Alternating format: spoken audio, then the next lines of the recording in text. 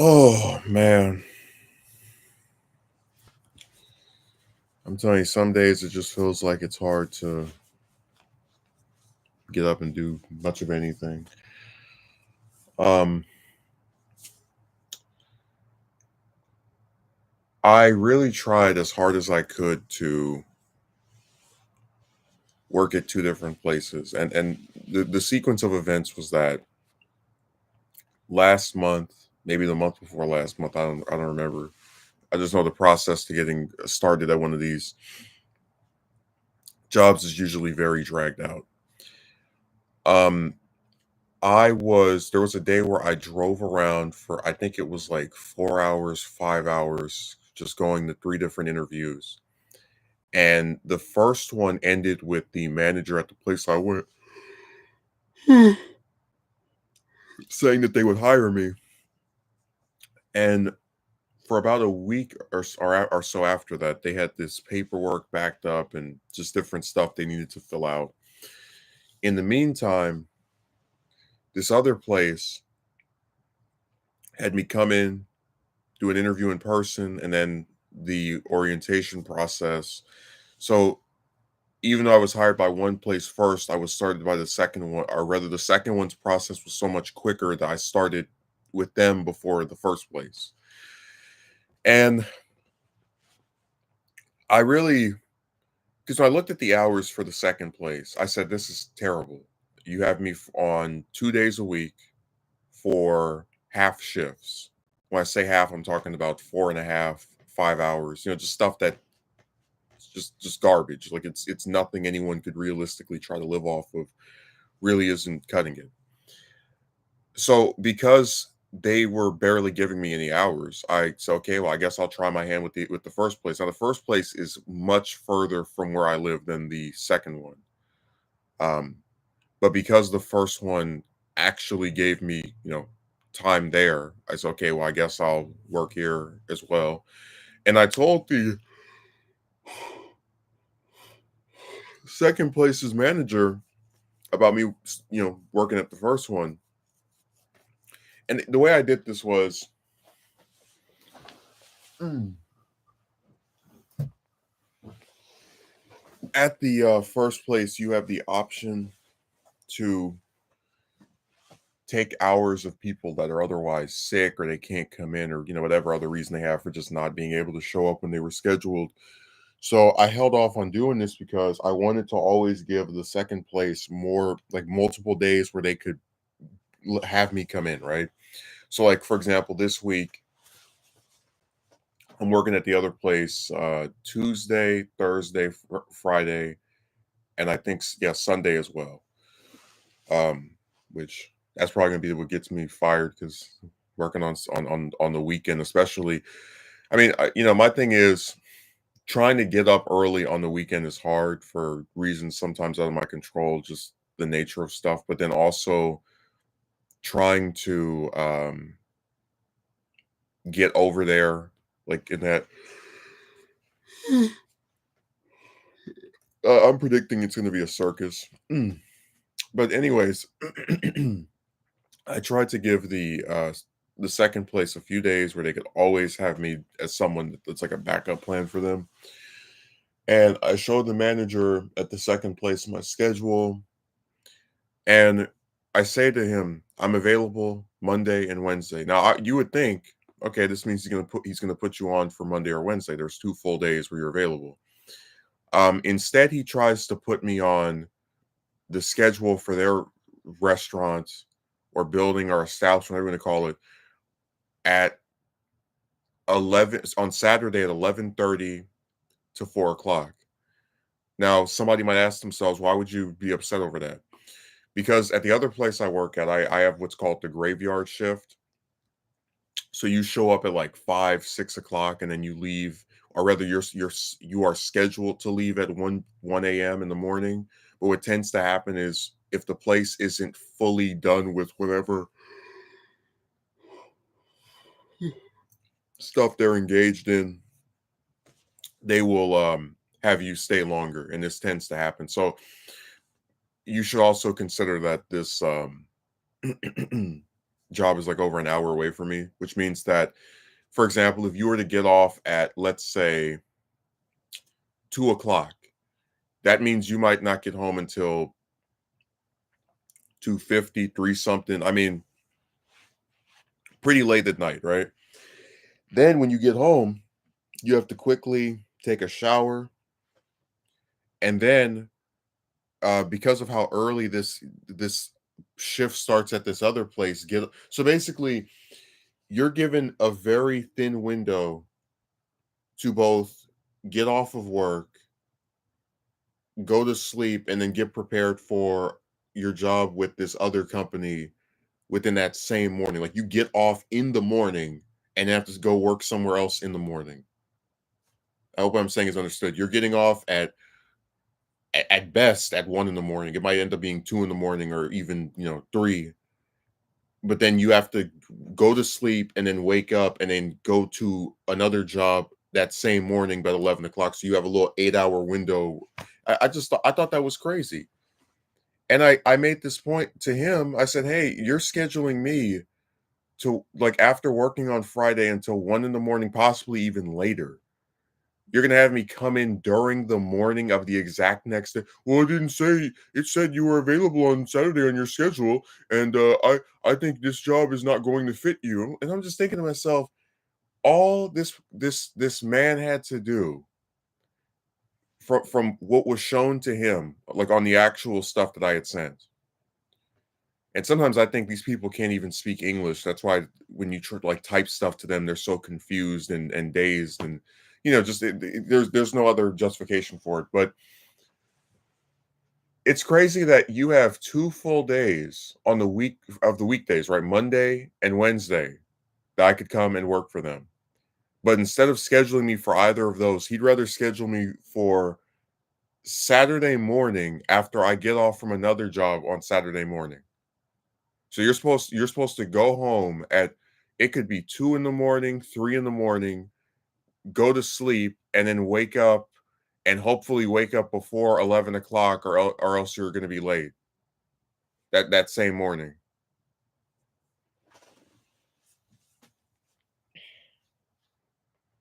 I just think that's insane.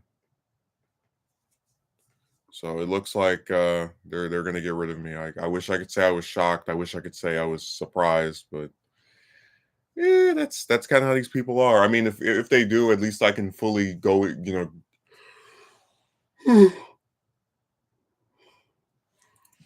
they go down that route, I can just go and fully invest myself in the other position.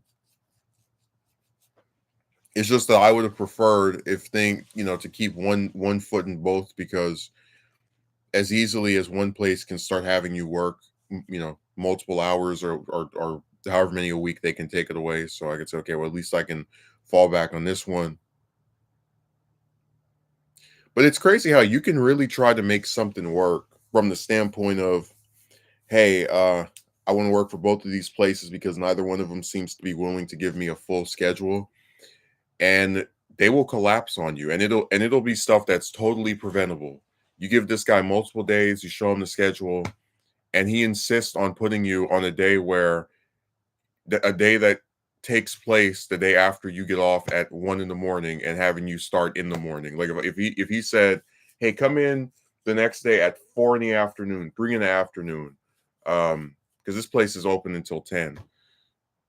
I would have been more okay with it, because at least then I have, like the morning to kind of like recuperate from that drive and from, whatever stuff they had you doing the night before at the other place. But to get off at 2 or 3 in the morning and have to uh, get up at 10, or I thought it was nuts.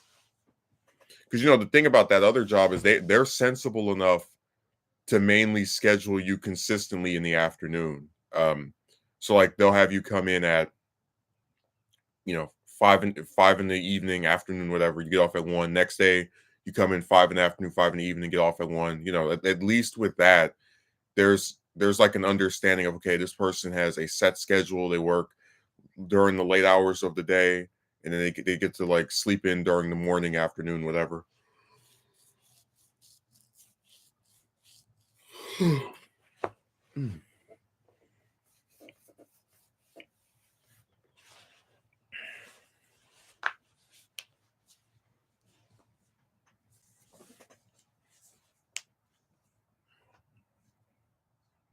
I just thought they were crazy.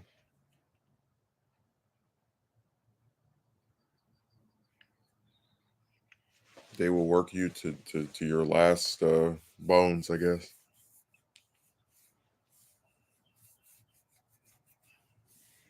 I don't know. I just feel like managers should like. I don't know what to go. I feel like if I were to actually sit down and talk to somebody, about this, they probably would agree with the sentiment of that's kind of insane to have to schedule someone back to back like that at two different jobs in such a short amount of time.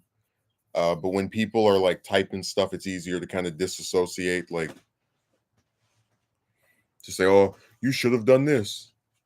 I mean, I had this one person who talked about, "Oh, if you don't want to work there, just tell them to." It's not if I didn't want to work there, I wouldn't give them multiple days where they could allow me to work there. I would just work at the other place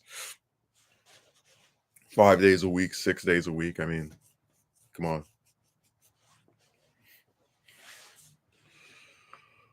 Oh man,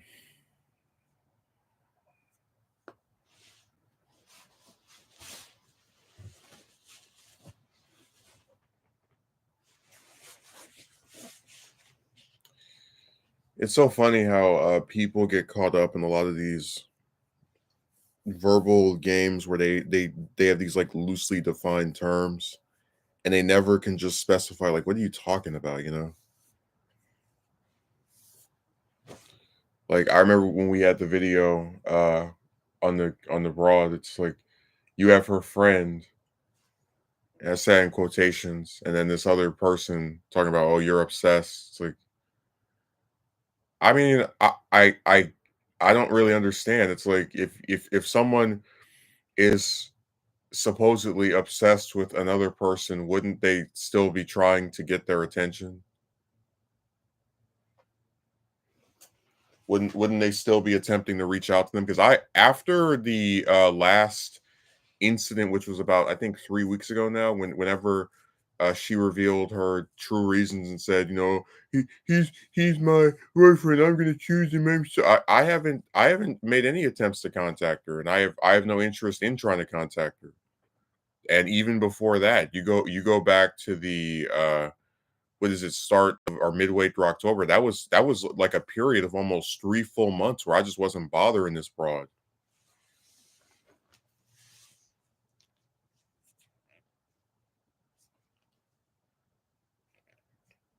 That's what I find so insane about this whole thing. Like, just if you talk about this stuff, even if you're not actually doing anything to the people that are being discussed, you're obsessed with it. Okay.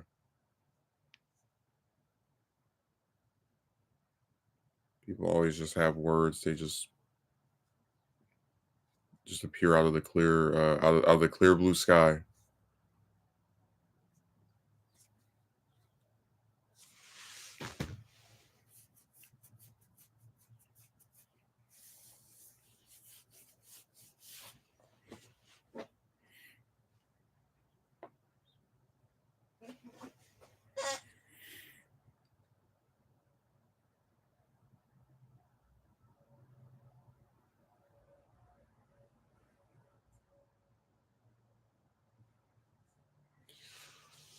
But yeah, this is my last free day before I have to go back to that stuff tomorrow. Um,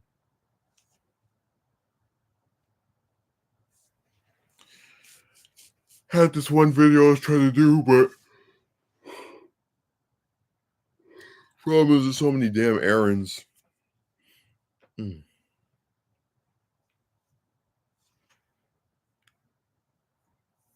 Go here, print this out, sign this, send this. I just get tired of it.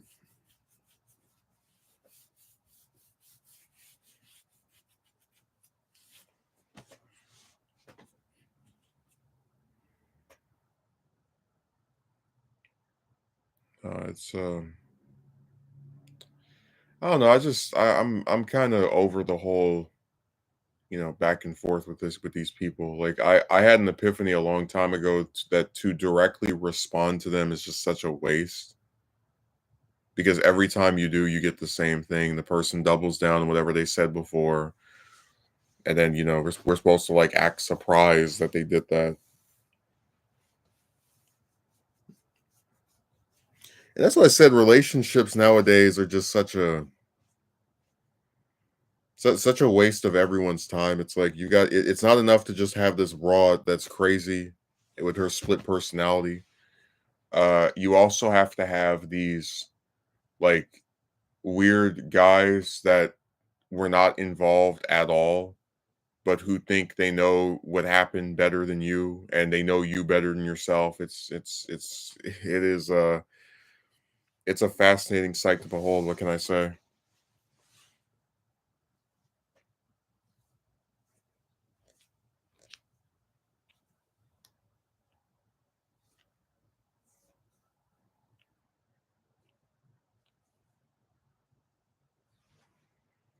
I'm telling you, I feel like they grow these people out of a machine.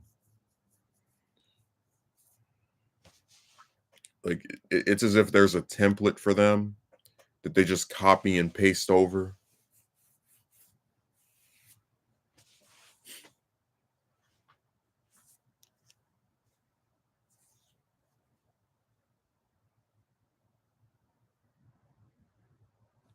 I'm telling you, it is nuts how they always can just manifest. That's one of the things I really noticed. I said, no matter how bad something is or how screwed up it is, you always have these guys that just pop up out of nowhere to say, "Oh, this actually is not this way. You should have done this."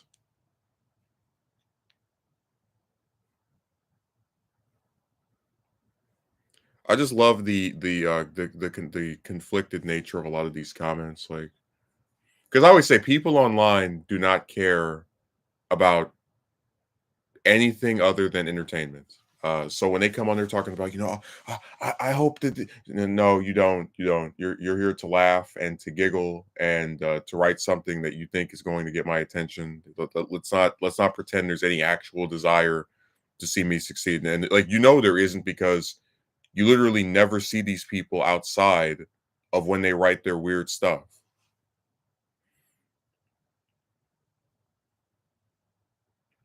I wish you luck.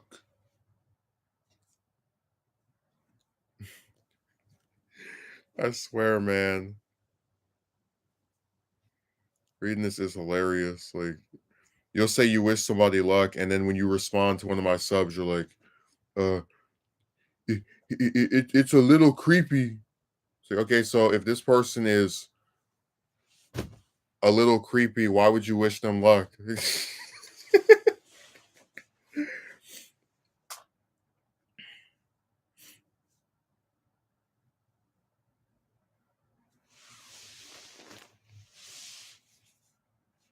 He really should be the star of the was it romance fan fiction where they just make stuff up.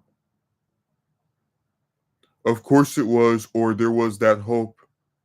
And if it wasn't, my point still stands. She's trying to give a hint, romantic or not.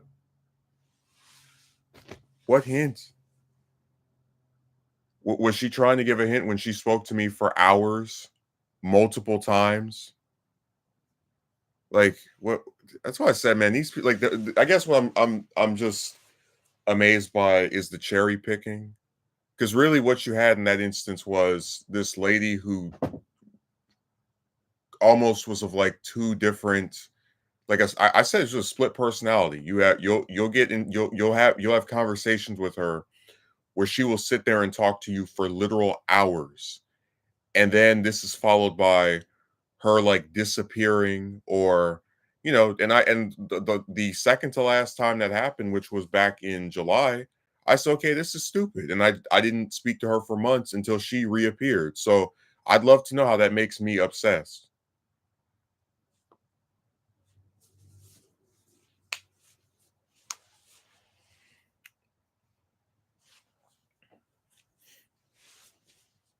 I tell you, this is how it always goes. Random guy appears out of the clear blue sky to defend or justify the behavior of a woman he's never even met. Every time. You're talking about me overanalyzing, but you're writing paragraphs about me. Yeah, okay.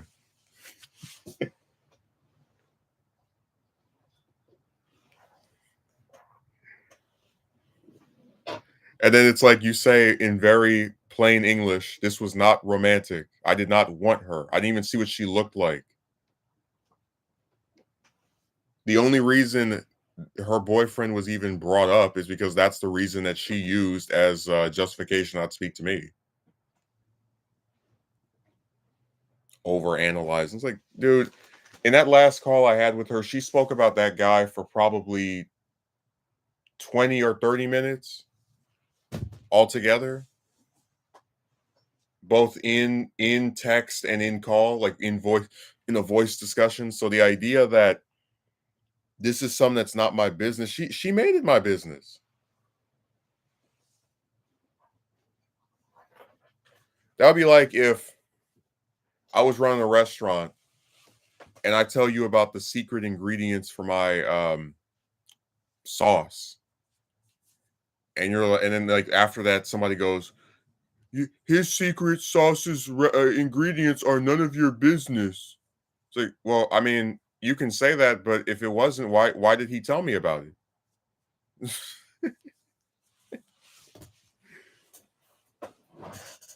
That is none of your concern.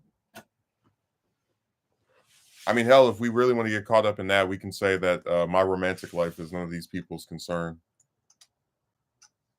What I wear is none of these people's concern. But guess what? They still come, they still watch it, they still write about it. So and that's like the most insane thing to me. So like by his logic, you can't respond, you can't give commentary on this man that she dates that you've never met, but that is the direct cause, according to her, for why she can't speak to you anymore. But then this guy can come on my video and give commentary on the romantic life of someone he's never met.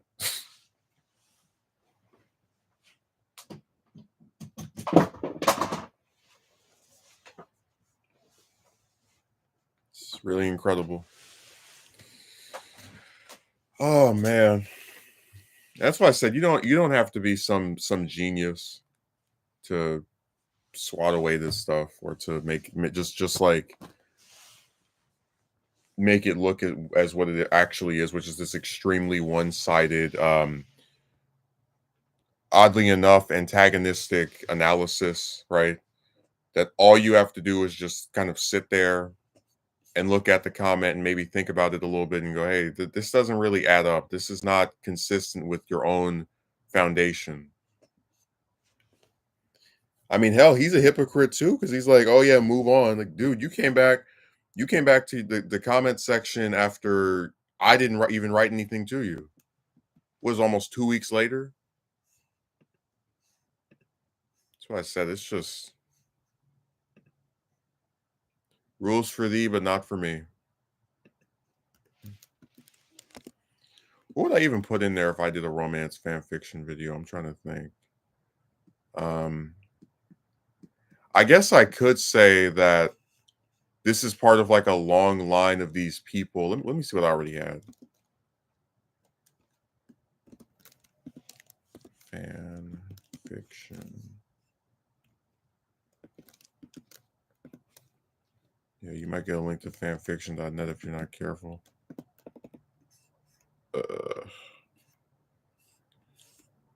Okay, oftentimes when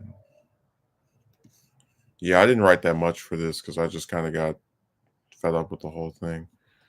I guess we could include the incident with Triple L and that broad that was like, I'm not going to talk to you outside of voice to voice, and then she tried to say that the woman actually meant something else, and I'm like, no, no, no, this is the comment.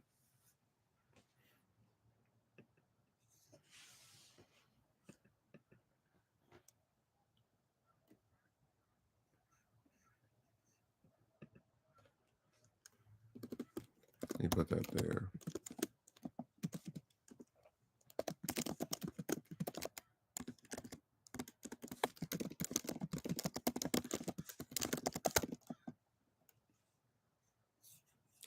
That's why I said I always have such a difficult time even, like, getting invested in the romance stuff enough to, like, do an edited video about it now because it's just it all just feels so trite, you know? Like, as far as, you're gonna do this video, you'll write a script for it, you'll record the audio for it.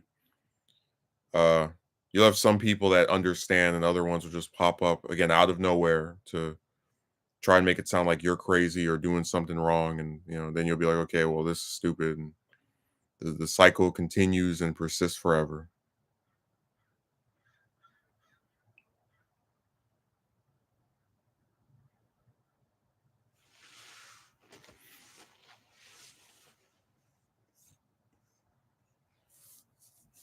I just get sick of the whole affair.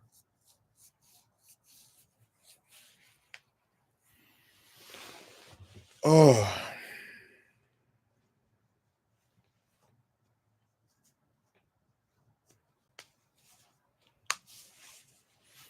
I don't know, man. It's just it's really difficult to even want to have a conversation with these people too, because as we've explained before, like I got accused by some of them of like being redundant or whatever or repetitive.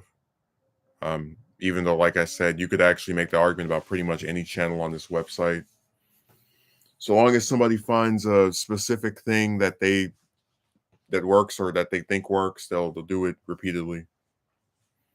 But really the guys themselves are just all sort of just remakes of each other. Like you do a video, here comes this guy, never seen him before, 9 times out of 10. Maybe he left a comment years ago or subscribed to you some very long time ago, and he starts writing weird stuff.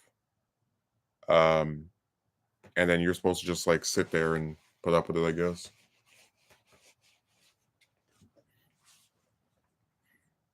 And believe me, they find ways to appear out of the clear blue. Sometimes even on stuff that's not even having to do with this. Like I remember we did a video about the 63% of Americans who live paycheck to paycheck, and I was talking about how, you know, even if you work 5 days a week and get your, on minimum wage, it's like $500, somewhere around that sum. The rent over here is so damn high that you working that amount for 4 weeks straight is only going to net you without, again, assuming the rent is 1,800 or slightly lower, what, $200, and then you have to find a way to like survive off, use that amount to pay off your uh possibly food and gas and all these other bills. It's like who can live off of that? So when I did that video, I had this person that came in the comment. They're like, how are you only making 500 a week if you're working 5 days a week? That doesn't make any sense. I'm like, do you not know what taxes are, buffoon?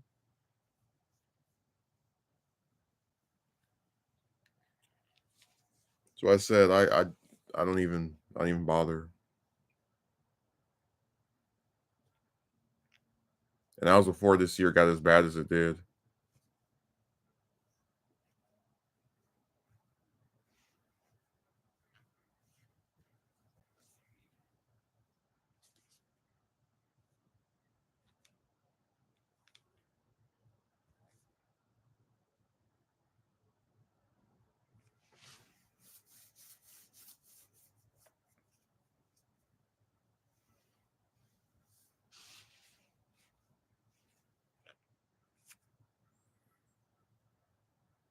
That's the same old thing with all these places, I tell you.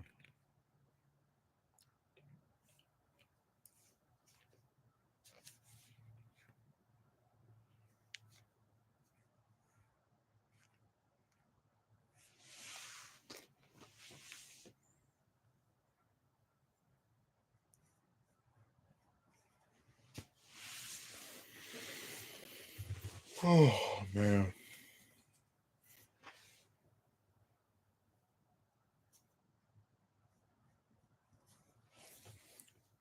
I'd say the one real variance we've had here is that at least now I know not to try to have two jobs at once. I already explained the reason for that. It was because neither one seemed to be willing to give me a full schedule.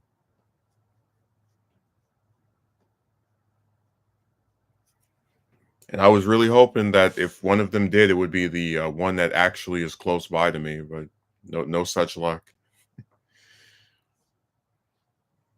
So it looks like I'll be driving an hour and a half just to work for the foreseeable future. Well, I shouldn't even say that because you know, we already talked about the hire to fire stuff. So I'd say I'll give it if I'm still with this other place by the end of next month, I will be shocked. And again, it won't be for me quitting. It'll be from them going, "Oh, you're not moving as quickly as we would like." All the all the usual garbage.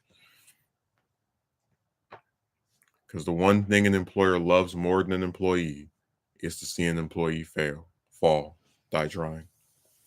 In spite of everything they've told you, eventually they will hate you. Why bother?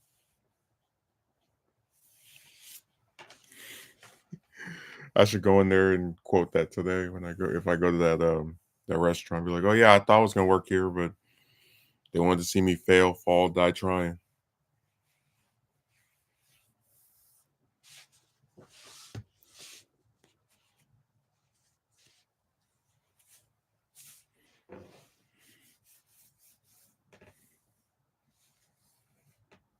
Damn, all that over trying to just make sure that they had you for a few days so they could still get some work out of you as well.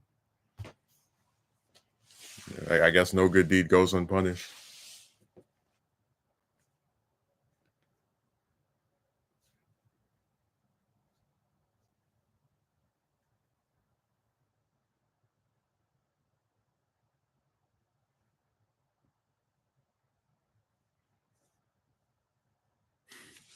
I remember I did the video on the one that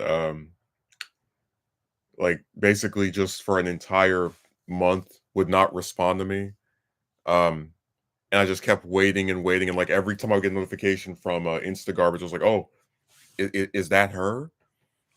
But I remember I was like I said, "Hey, so do you actually want to talk to me or not? It's been over a month and you haven't said anything." And then she blocked me and I was like, "Wow, you waited that long for her to respond just for her to respond like that."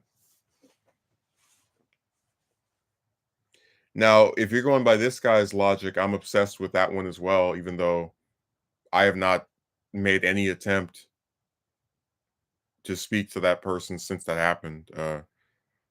But it was just funny. It's like, yeah, that I see how my patience was rewarded.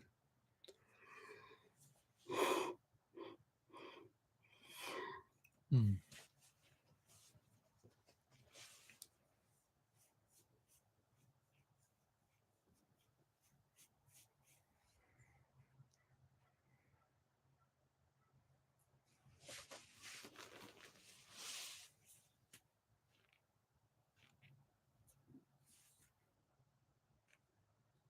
So you cannot win with these people. They are just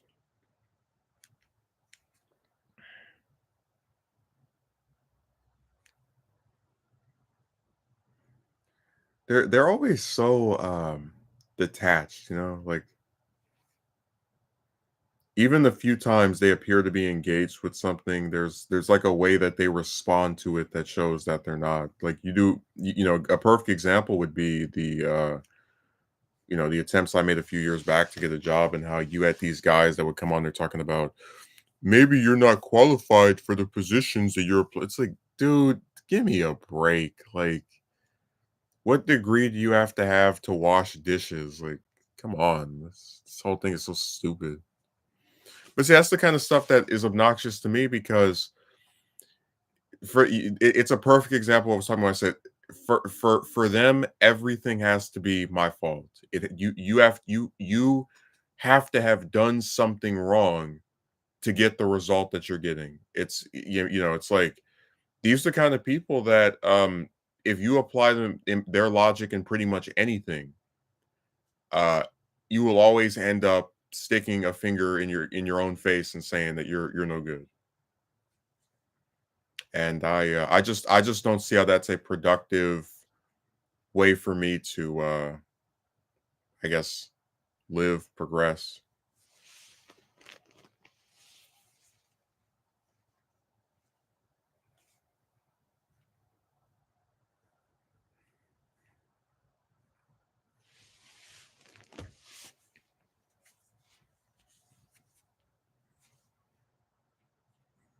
But yeah, the fake concern is something that does plague people online. Like they love pretending to care about somebody. It's so gross.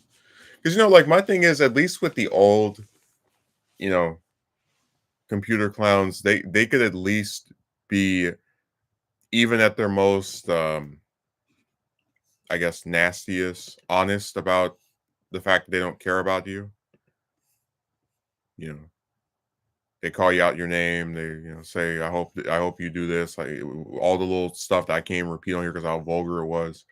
But it's like at least they don't try to pretend that they are concerned about your well-being or any of the other nonsense. Like,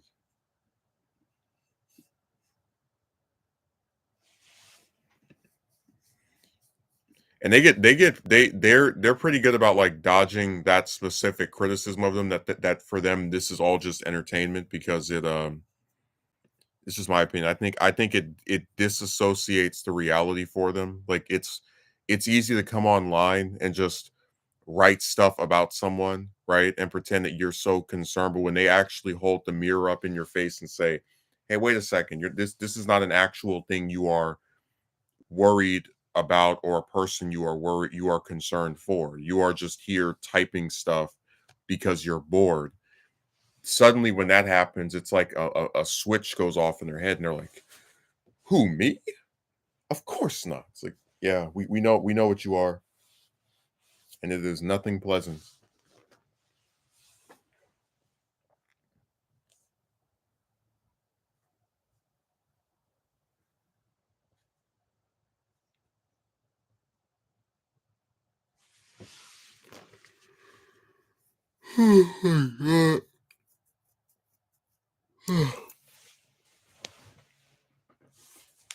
Mm.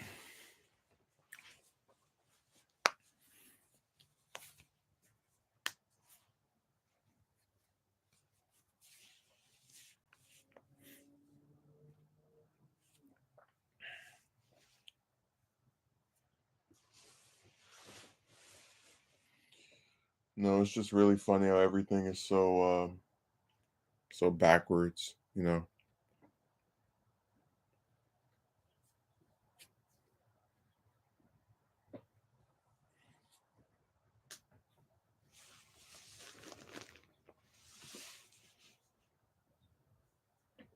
spam call. I'm really tired of those where you just these random numbers all day long just call,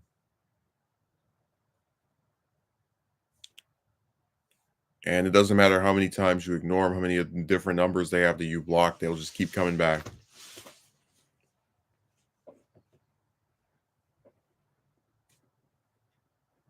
They always start with some person that sounds like a robot and asking you a bunch of questions. It's so dumb.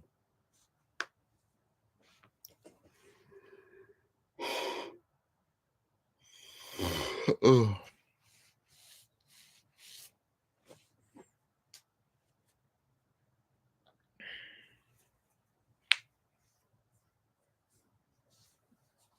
Yeah, I've mostly tried to avoid direct conversation with a lot of these people because I just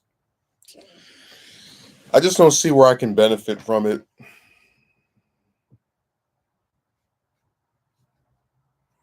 It's kind of like how a lot of times you go and watch a lot of these bigger channels and they'll have somebody on that debates, for example, and it's like the person, whether you like or don't like one side or the other, both persons involved are getting something out of it because they're both, getting some name recognition, thousands of views. Oftentimes there's financial incentives to go on there too. But for most of this stuff with these different people where they want you to debate them and argue with, I'm good. Like it really is just having nothing to gain. Mm.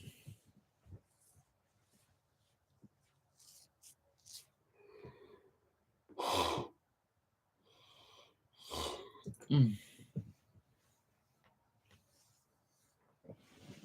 That's the worst thing about all the mornings nowadays. It's just like you get up and you have someone, good morning, go do this and that and this and that and this and that.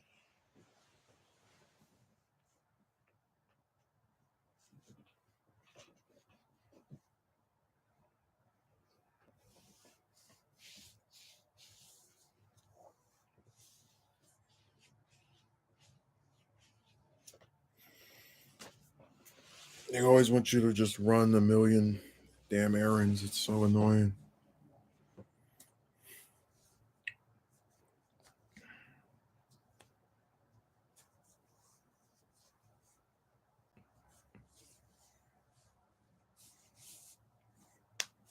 You know, I was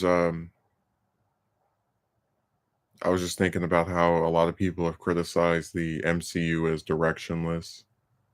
Like it's just random stuff happening now. And I gotta say,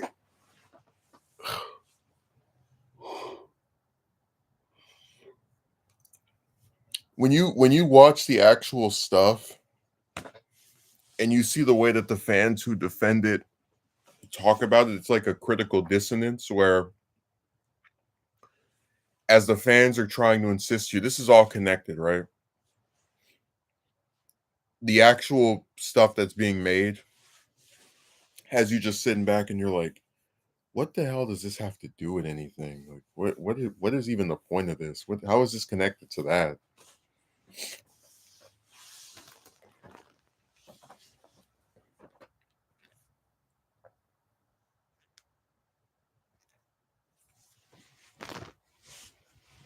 I really think they made a mistake by not doing an Avengers film.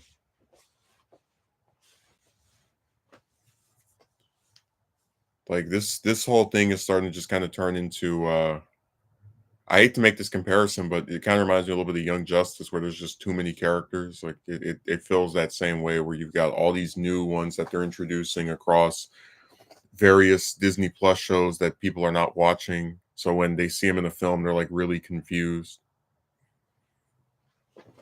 Like, who's this?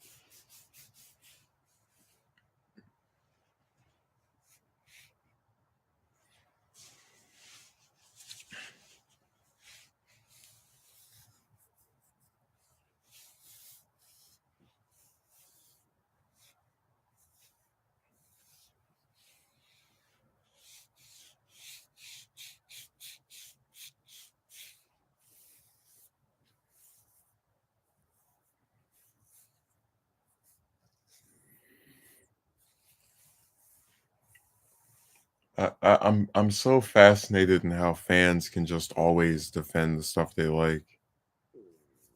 Like MCU fans are so interesting when you contrast them with like for example Star Wars fans who've always hated their own series pretty much since it started. But the one thing I always gave Star Wars fans credit for is that they were at the very least more often than not, especially like the really devout ones, um, able to get into why they dislike something and you know give you some comparison towards some other story. I mean, I remember there were a lot of people who despised the sequel trilogy, and they would have different expanded universe fans, right? Who were like, "Hey, they took this, they stole this, they ripped this off," you know.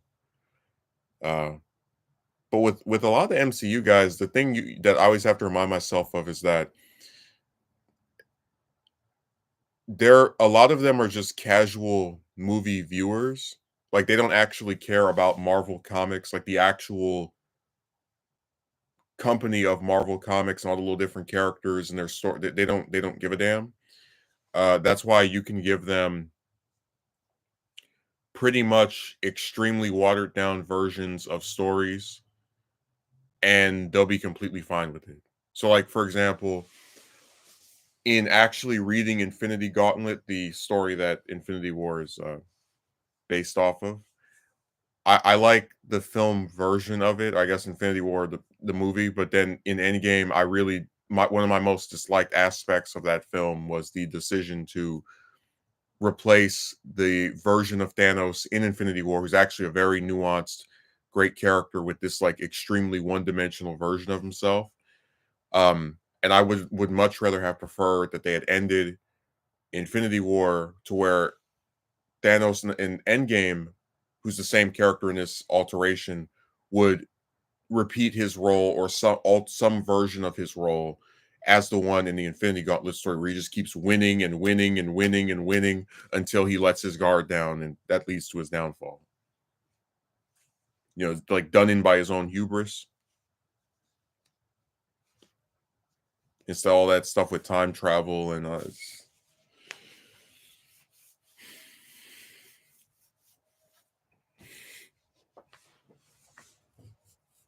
but no, that's why you have to understand a lot of these movie fans, MCU fans, they don't give a rat's behind about Marvel. That's why Marvel's actual comics are not selling that well, because they got all these people that go and watch these stupid films, but when it comes to actually supporting the reason the films even exist, couldn't be bothered.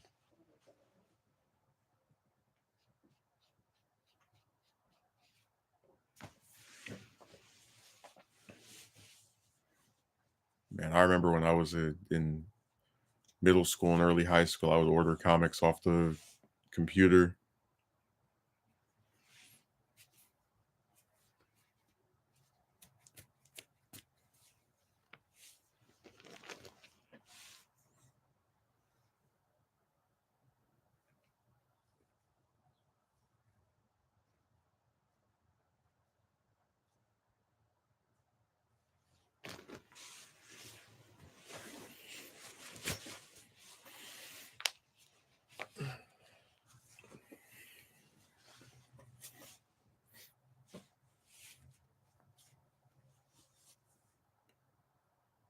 No, it makes a lot of sense, like, as to why they don't get upset of like, hey, you guys are really gonna take what, 6, 7, 8 years to do a Fantastic Four movie, really? After you got the rights all these years ago?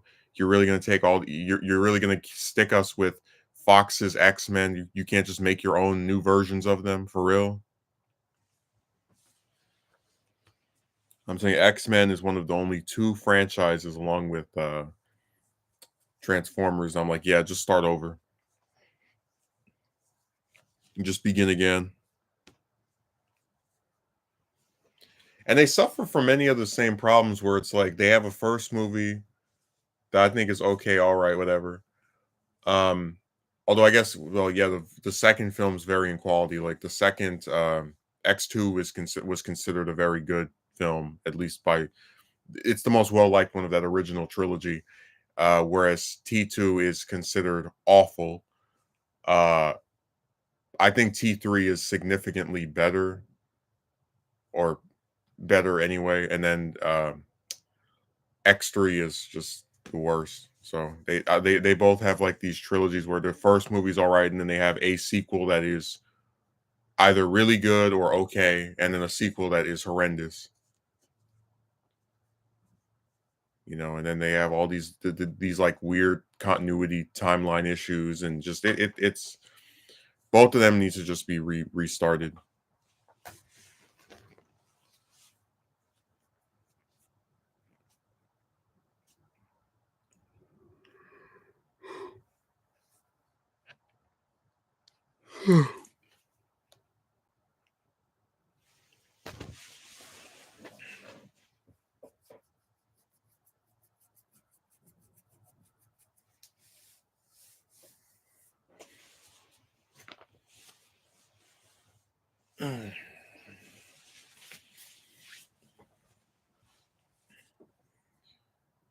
God, it's really crazy to think that people can just.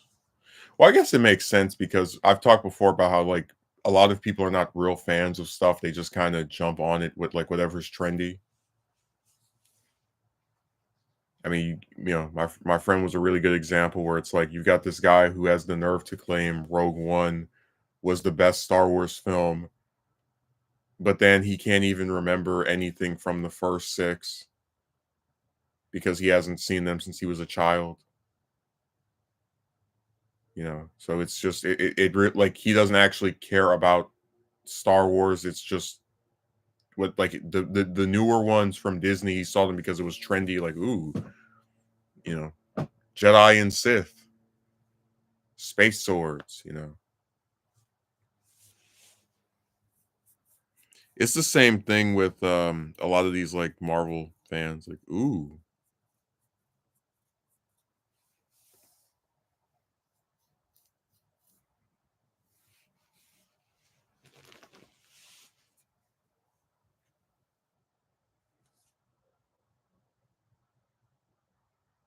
that was a joke I saw on Twitter a couple of times that people were doing a whole MCU rewatch before they open up a comic book. It's true.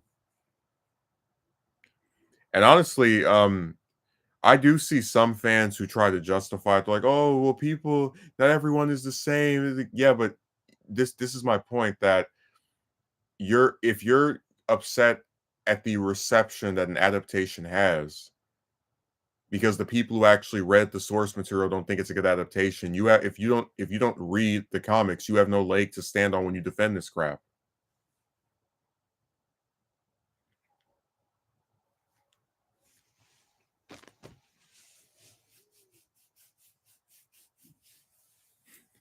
I just think it's funny how like we've gotten to a point that we've devolved so much in terms of the literacy of human beings that we actually can justify people not reading. And it's like not even reading like an actual book, but we talked before like these are people who can't read a book with pictures.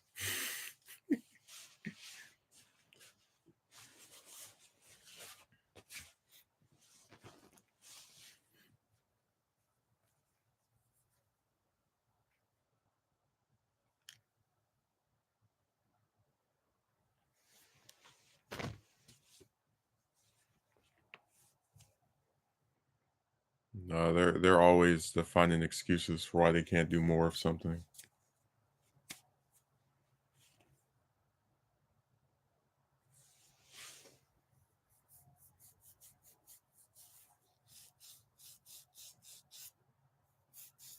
I'm really glad I picked Fantastic Four up again. It went in some directions I didn't expect.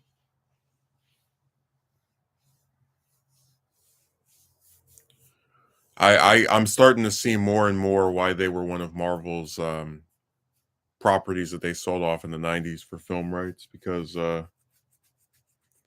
it's like yeah, now the Avengers have totally eclipsed them, but Fantastic Four was like really big on the cosmic stuff. With Galactus and Silver Surfer and Annihilus and um even like I don't know, it's crazy. I think about how the MCU, if it had Fantastic Four, like the whole bantery jokey thing really works with that team because they're a family that argues with each other.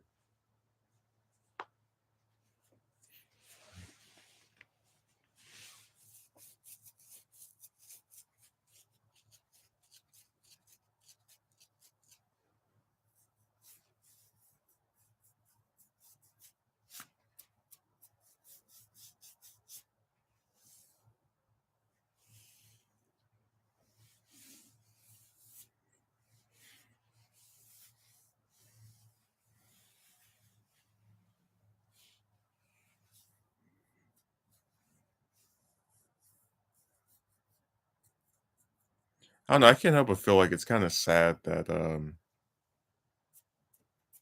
they have all these like popular characters and people just mostly know them through a bunch of films of varying levels of quality. There are comics that are varying levels of quality too, but it's like, you know, the only time they know about that stuff is if they watch a review or somebody else's analysis of it.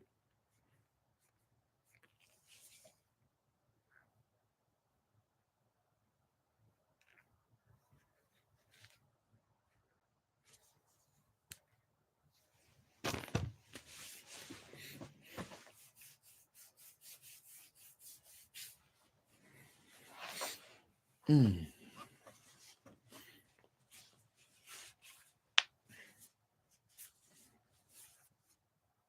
No, I think, I'm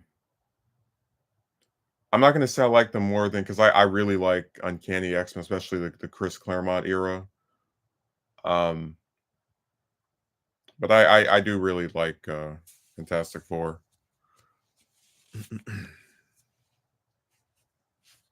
I will say for a group that's known to not really change its membership that much, they do a lot of, shelving of Invisible Woman, like, first she gets replaced by, Johnny's girlfriend, then she gets replaced by Medusa.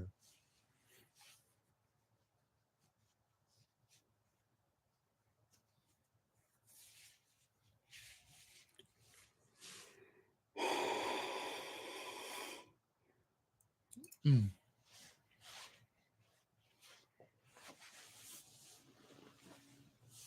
Mm. But yeah, the thing they'll always have over Avengers is the Rogues Gallery.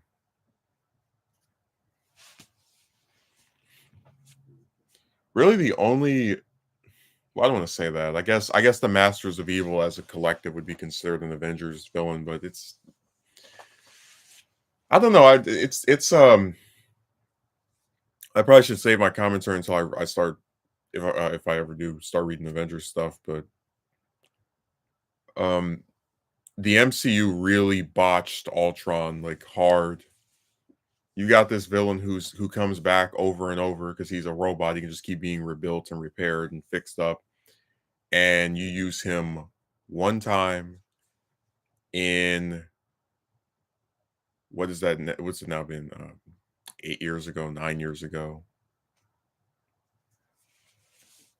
I'm really surprised they've apparently never considered like using him in live action again. I know he's in that What If show, but nobody watched that. So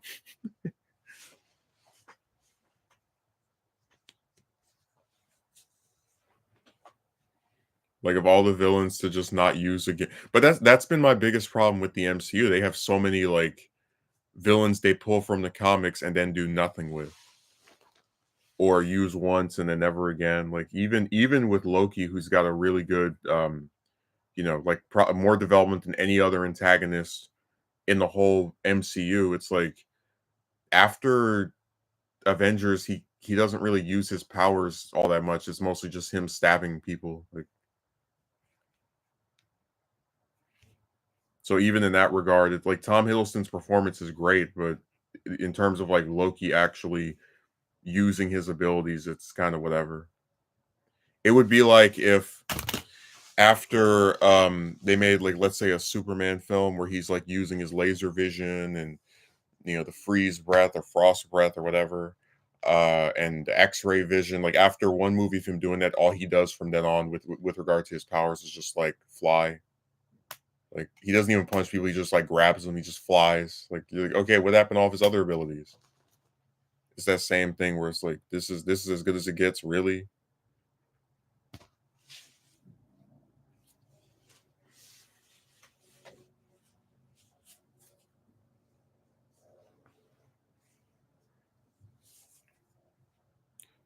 So they're good at having some characters that they actually flesh out, and I think Loki was, if I remember correctly, mainly spared because how popular he was. But most of the MCU villains are just terrible.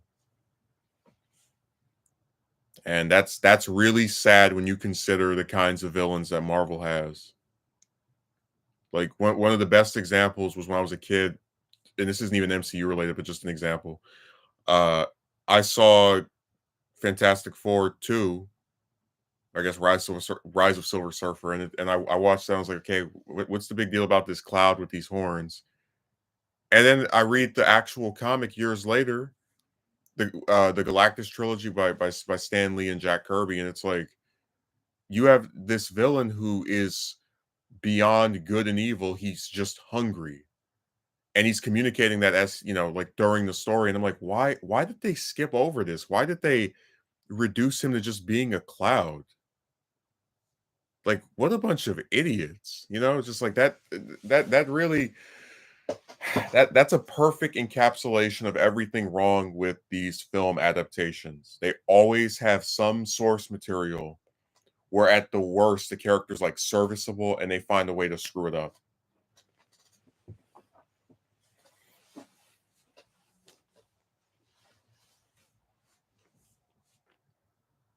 God, man. I'm telling you, it's sad. Marvel has some of the best villains in all of fiction, and besides maybe like 4 or 5 of them, they have not been done any type of service in live action. It's a real shame.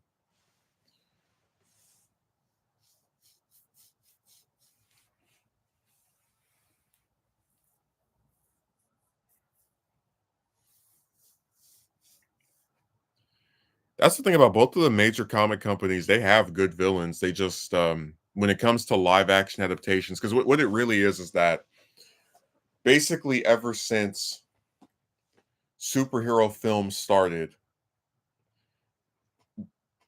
mediocre writers have felt like the only way to make a story feel whole and conclusive is to kill off the villain. Um, and it's like, you look at something like, for example, Batman 89 or, the Raimi Spider-Man films. It's like, at least with those, they weren't part of some giant never-ending series like the MCU. With the MCU, you have this franchise in the span of a few years is able to have 5, 6 different movies.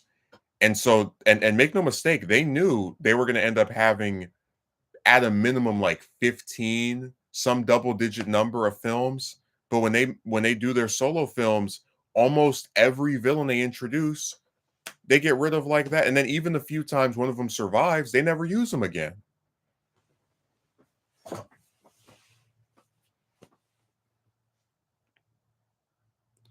Hey Justin, I like Fantastic Four, so I remember watching for the first time in the early 2000s. I do ask you though, do we really need a female version of Hulk? Oh, I like She-Hulk, the comic character.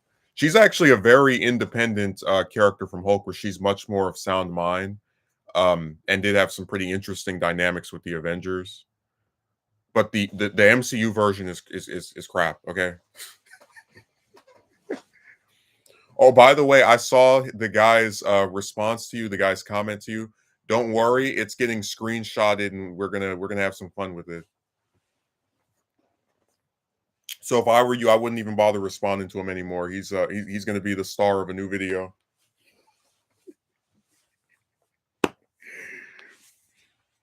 I really am sorry that he called you, what he did, but that's just the nature of these weird guys online, man.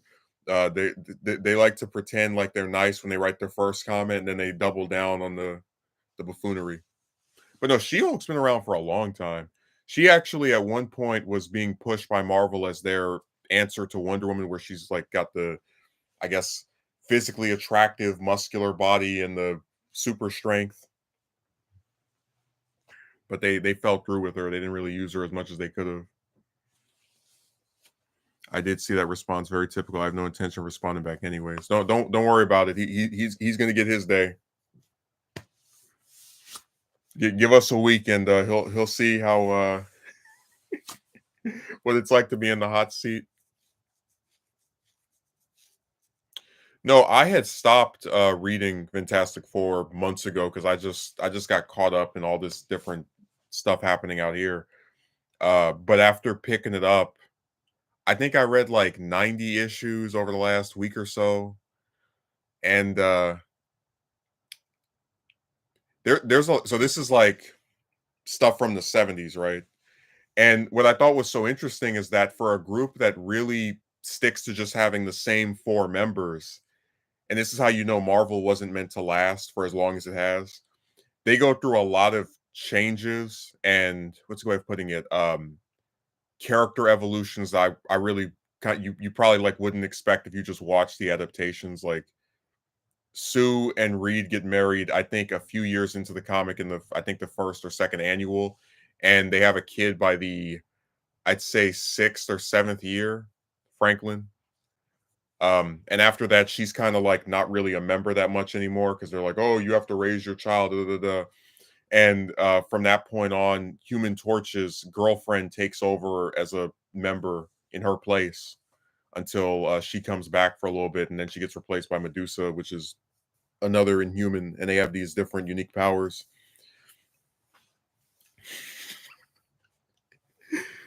And I was like, that's crazy. So she pops out a kid, and it just gets written out of the story for a while. Like it almost kind of reminds me of how they're actually having instances where like an actress will get pregnant while they're working on a movie, so they'll like film it from up here, or they'll use some kind of like CGI to cut it out. Just it was like they're applying real life. They applied real life logic to why she couldn't be a superhero anymore. She's too busy taking care of the son.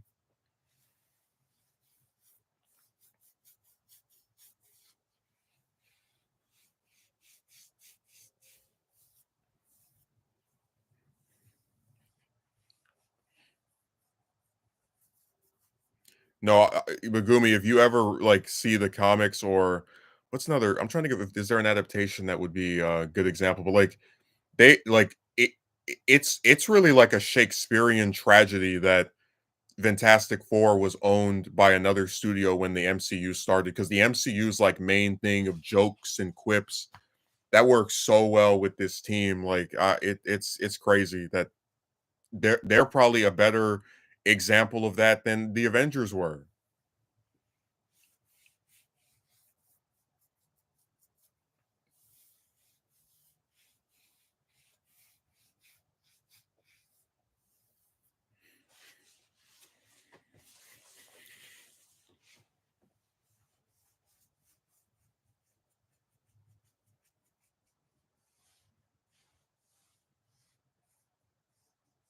Man, I'm telling you, these speed reads are so fun. And I guess maybe I should say that one of the reasons that I was so surprised by just how much of an evolution that team has in the first couple of years is if you look at, for example, Marvel's treatment of Spider-Man, they will never let that character grow up. Like he gets out of high school after 3 years of existing. And from then on, he's just in college forever. He gets married, and that's like a thing that lasts for a few decades before one of the worst stories ever written retcons it and deletes everything. And I'm telling you, ever since they did that story, it's just been a downward spiral for that character ever since. Just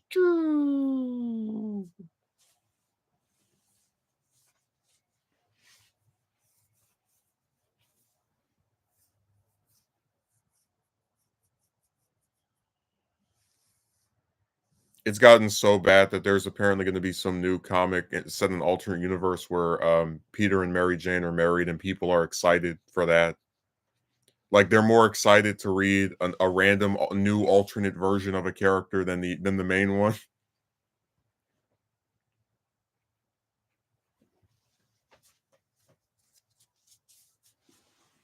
Yes, they have the Ash syndrome. Dude, it's even worse because like if you're talking about Ketchum, he's only been around since like what, the 90s. You've had Spider-Man for 60 years, and like they found a way to delete roughly 30 years worth of progress with one snap. Like it's nuts. One More Day is one of the worst stories I have ever read. Like think about this. You have this story because Civil War, which the movie is based off of, it doesn't have Spider-Man's, like he's in that, but not his role. His role in that story, the comic version, was to be someone that supported Iron Man in this registration. He reveals his identity, then he goes back on it afterward. And for a while, you get these like really suspenseful stories where all the villains know who he is, and he's having to hide and make sure Aunt May and Mary Jane are all right. And I was like really, invested in it. And then all of a sudden, Aunt May takes a bullet for him by accident, or it's unintentional on the part of the attempted assassin. And I'm like, wow, how are they going to resolve this? Oh, let's have the character who preaches about great power and great responsibility make a deal with the devil to get rid of his aunt's bullet so he can, and also his marriage, so she can live. And I'm like, and like the worst part is that if you actually speak, like read the interviews with the editors and all the rest of the people involved with that garbage story, they're like, oh, there was no other way. She was going to die. It's like, it's a bullet. They could, like, you have all these scientist characters in the Marvel universe that are very smart, they're doctors, etc. He could have had one of them operate on her. God, man, what a like I'm serious. I'm happy I don't own a copy of that story. I probably would burn it. Like, and I'm normally not even someone that would destroy the stuff they own, but that was horrible. Spider-Man comics after 2007 are so hit or miss, man.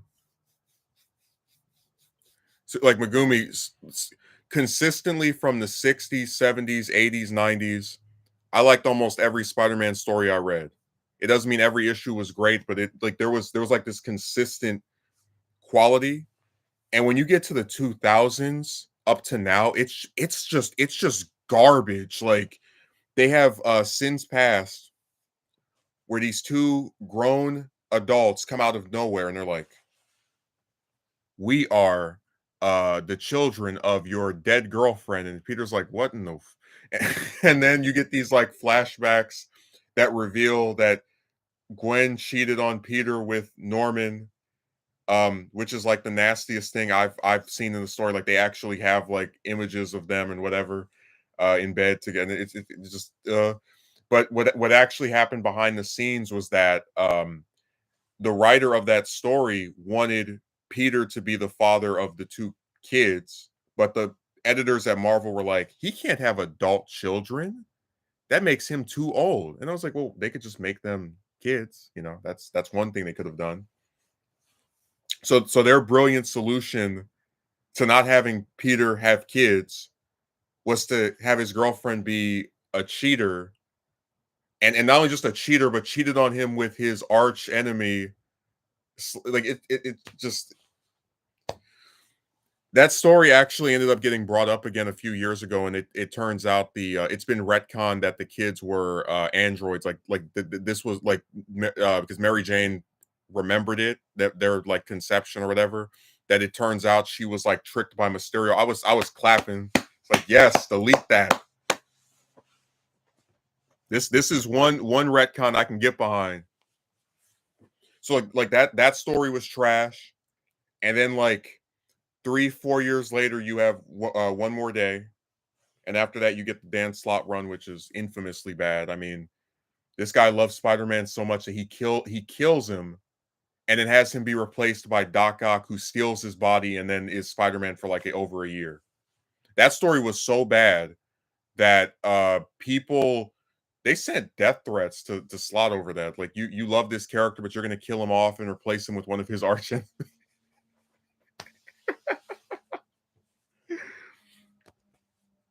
Just bad, man.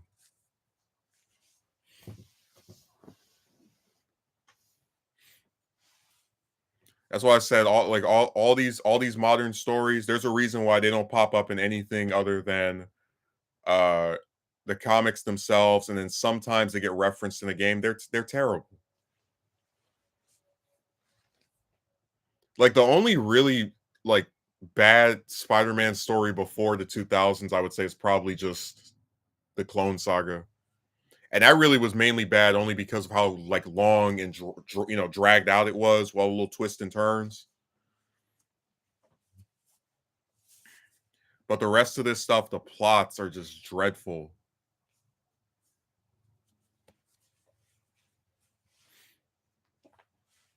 Like I said, that first 30, 40 years, mostly good stuff. After that, that's all it is.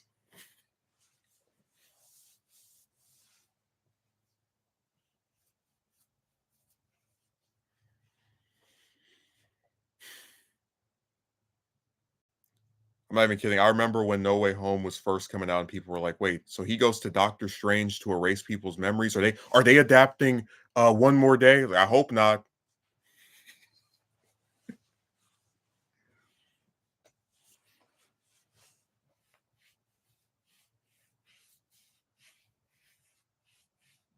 I'm not even kidding. Every problem with Spider-Man as a character can be like that's happened can be traced back to that story. It's all been downhill since there.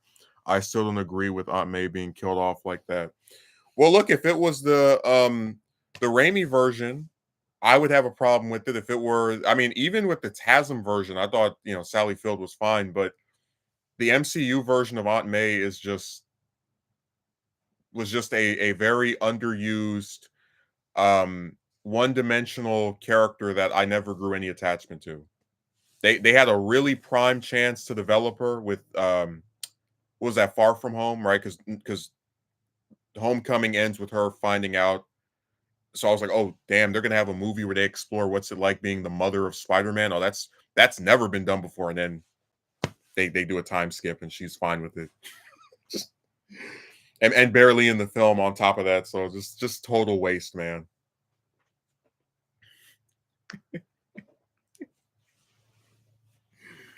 Man, every time they have an interesting premise, they just spit in your eye, I tell you. That's true. It's just so sudden, of course. There isn't much time to grow attachment to that version of Aunt May. No, there isn't. That's one of the reasons why, as bad as TASM 2 was, because really, like when you look at Marvel properties, the only two that could just sustain a whole cinematic universe by themselves are Spider-Man and X-Men. And a lot of people are like, "Oh, it's so cool to see Spider-Man with other supers." Like, yeah, but when you when you put him with other Marvel characters or in the same universe as other Marvel characters, this lessens the chances of his own characters getting development. Because if they're all under the banner of Marvel Studios, they're going to be they're going to basically see everything as this is just Spider-Man. Whereas if it were under Sony, they would go, okay, you get Spider-Man, then you have your solo movie for whatever other character. They're more likely to do that stuff because they're trying to squeeze as much out of their property as they can. Um, so that's why I said that, like, maybe if the MCU version of Spider-Man wasn't in the MCU, you wouldn't have had Aunt May just get shipped off to barely being in the second film of a trilogy. That probably wouldn't have happened. Because then Mysterio's like whole motivation would have to be something else. Because he wouldn't be in the same universe as Iron Man. By the way, they're actually reshooting Captain America 4 right now because it turns out there was just too much Hulk. Like they said there's like a bunch of scenes of just Hulk. So they need to cut him down. They need to this is a Captain America movie, not a Hulk film. Raimi Aunt May was much more of a written character and impactful. Yeah, the only time she doesn't really do much is in the third movie, and that's because they're juggling like 3 or 4 different stories.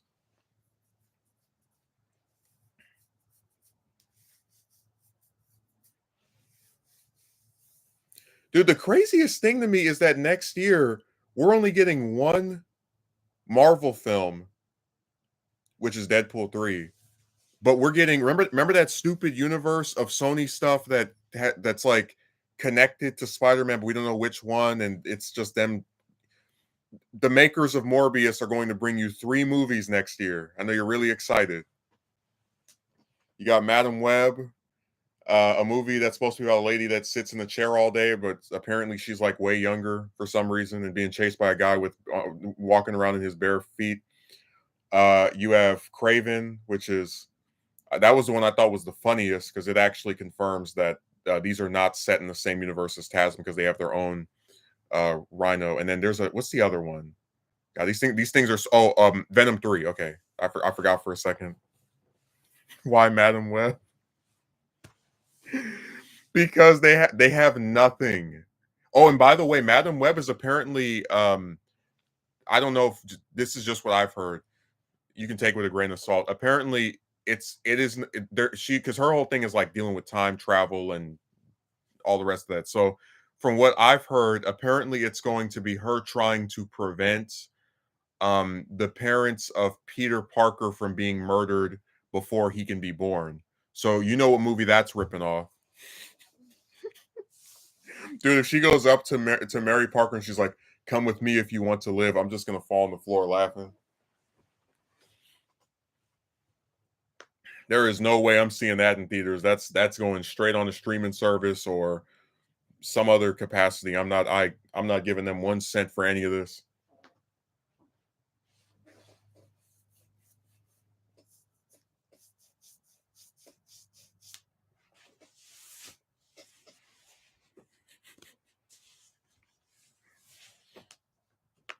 Dude, like when that was announced, like, what? And then when they gave the different I guess interviews and they were just kind of like people, leaking stuff like this is really the direction they're gonna go in? Okay.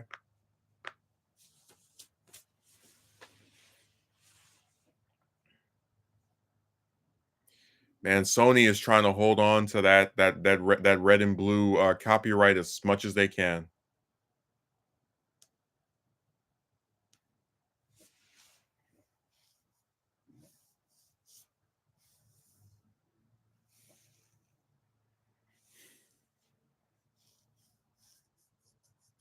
I just find that so funny that like the crappy cinematic universe, the worst one out of any of them by far, they're gonna have 3 movies next year. But then Marvel, which used to be the breadwinner, only one.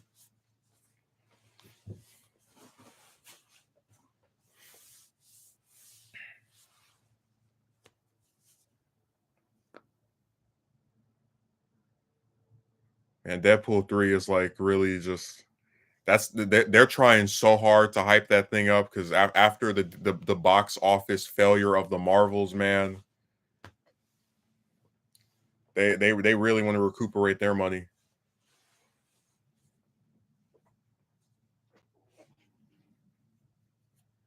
And that's what I find so interesting. Like, I never thought I'd see an MCU like a movie from a series that has some of the highest grossing films ever bomb, like unequivocally bomb. Like, dude, even as much as I hate TASM 2, it didn't fail financially anyway. It was not as profitable as they would have liked, but it broke even.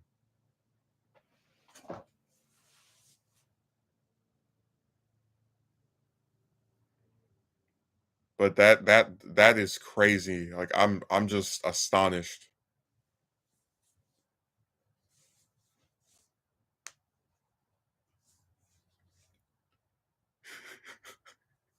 It took 15 years, but they got their first bomb.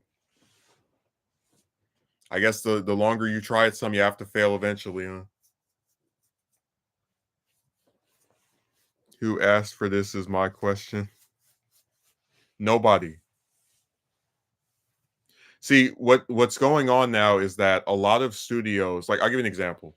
The first Venom, the 2018 one, right? That made over $800 million. Now it made over $800 million probably because a lot of people thought it had to do with Spider-Man and the MCU because it was coming out a year after Homecoming. But it was financially successful. So they were like, "Oh, damn, we can really milk this, right? We've got this." So they do Venom 2 and it doesn't do as well, but it's still like profitable, right? So okay, we'll do a third one.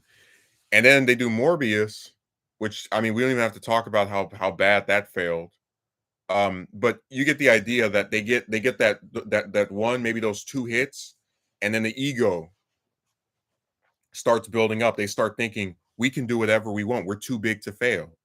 But the problem with modern movies is that they just cost way too damn much to make. Every blockbuster nowadays is like 200 million, 150 million, just giant sums of money. And see, if they were smart, they would do what Sony did with Ghostbusters. Now I know you're not into Ghostbusters, but just to give you an example, when they did that all woman version in 2016, that thing was made with a budget of about 140 million, like almost 150 million. And when it didn't perform as well as they would have hoped, they said, "Okay, we're done. This is over." And they came back, 5 years later with Ghostbusters Afterlife, which was made on the budget that was about half of what the other movie was made with. It was like 75 million, and it made less money. It came out during the pandemic than the 2016 version, but in spite of making less money, it still managed to break even because it was made with only half of the budget that they had for the previous film. So that's an example of a studio actually saying, you know what, things didn't go as well as we wanted. Let's try again. Let's do something different. But Marvel doesn't learn that lesson. They just think we have all of these big huge characters, even though we can barely even use half of them anymore because the actors quit or retired, whatever. So we can just stick out any movie we want, put Marvel on the title, and people will go watch it. And now they're learning the hard way. That's not true.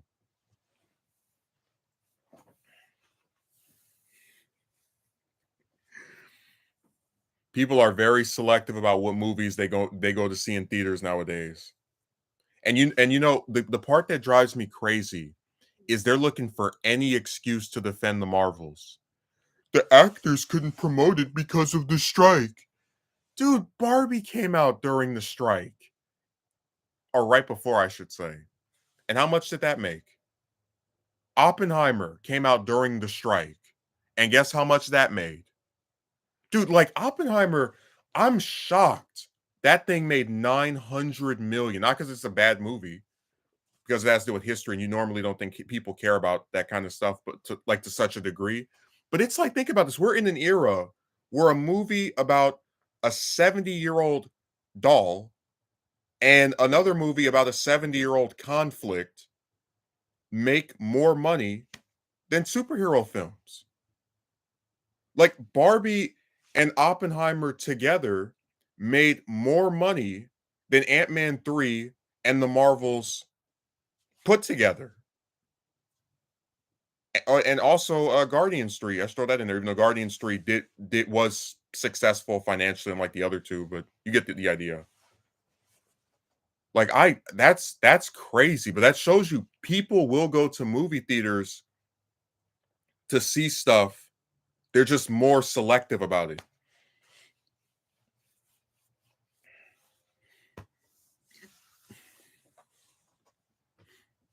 They couldn't promote the movie because of the strike. Said, man, you really think some Brie Larson interviews are going to do that film any favor? Interviews are the thing that caused people to dislike that actress in the first place. It probably was a blessing that they were able to not do any interviews. What a joke, man.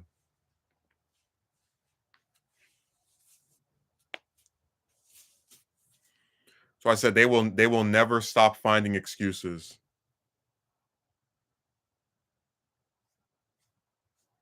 But the Ghostbusters example, that's a perfect allegory for when a studio admits they messed up and they come back and they try again, they actually like have something to show for it.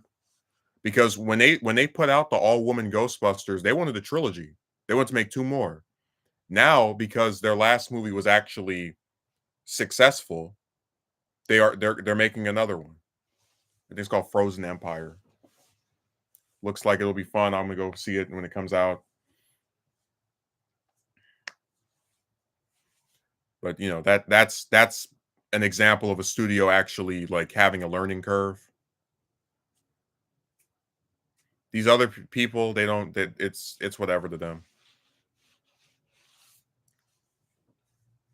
which is really unfortunate because Marvel used to be humble. Like I've praised Iron Man repeatedly because when that movie came out, Marvel Studios was just this like newly formed company. They didn't really have anything of their own. Iron Man wasn't exactly the most popular superhero, and not even just like being unknown to people, but also in the comics, the Civil War event had just happened, and that cast him kind of like as a villain. So they were really worried people wouldn't go and see the movie. But back then, I remember people being so angry about the villain in Iron Man 3 to where Marvel made a whole short that confirmed no, this isn't the actual version of this villain. I'm not going to say because I want you to get spoiled, but just that was an example of them saying, "Hey, look, we know people didn't like this twist. We're possibly going to end up fixing it." And of course, by the time that they actually did introduce the real version, Iron Man wasn't even around anymore. So it was like, what's the point? But I'm just saying that's an example of when they used to care. Now they're not bothered by it. Samuel Jackson, I'm sure you're familiar with him. He did an interview where he was talking about how the fans that didn't like the lady that plays Captain Marvel are I words. And it's like it drives me crazy that you can go back to as early as Iron Man 2 and find people who disliked this stuff, okay?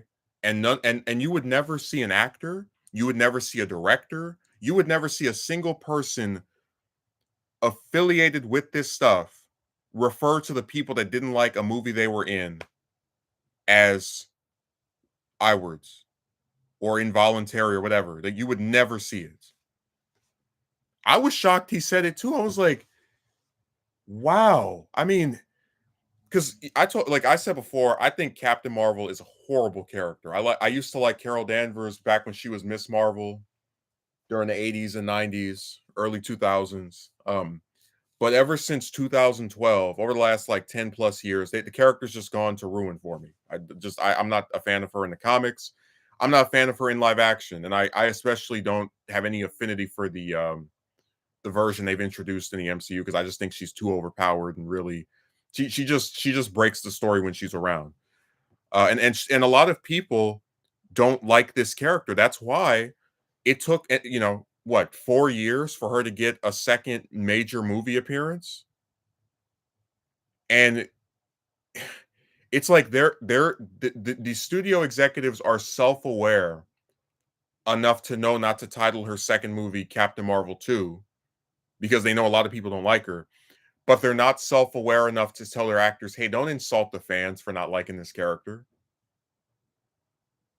Yeah, Sam said that. And that's a man that has I mean, it's so beneath him. It's like this is a guy who's had tremendous career success.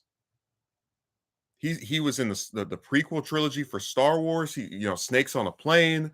What's that Tarantino film? Jackie Brown, which was my favorite movies probably from the 90s. I mean, this guy has no reason to act that way towards fans. They have never treated him, and even people who don't even like some of the Marvel stuff he was in admitted that he was good in it. So it's a complete slap in their face.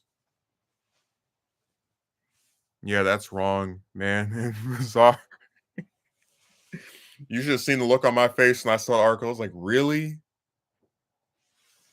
Wow. I see what I am to you.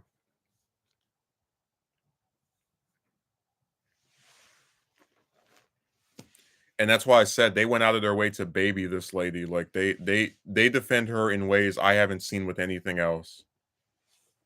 If you went on a forum 10 years ago and said that you didn't like Thor 2 or you didn't like I mean just any of the damn movies, nobody would have called you an I word. And there were plenty of people who trashed the female characters in those. Just like I absolutely think the MCU dropped the ball on Maria Hill. Maria Hill used to be she was like Nick Fury's second in command, and she was a straight villain. She was doing all types of nasty stuff to heroes. And like that's a dynamic that I would have liked to have seen because it's someone who thinks they're in the right as they're doing things that are wrong. Like they're doing something. It's kind of like how with Thanos, his whole in Infinity War, his whole angle is there are only a certain amount of resources. So if we cut the population in half by genocide, at least the half that lives will be able to thrive or whatever. Um, with Hill, it's like she has this kind of a similar view in the sense of the heroes they're like parasites, but they're like a necessary thing to just exist or be around, but I'm still going to control them. In the MCU, all she does is just sit behind Nick Fury, nod her head, and then get gotten rid of in a Disney Plus show. And it's just so lame, man. Total waste. I haven't seen a character that with that much potential misused that much probably since Storm in the X-Men trilogy.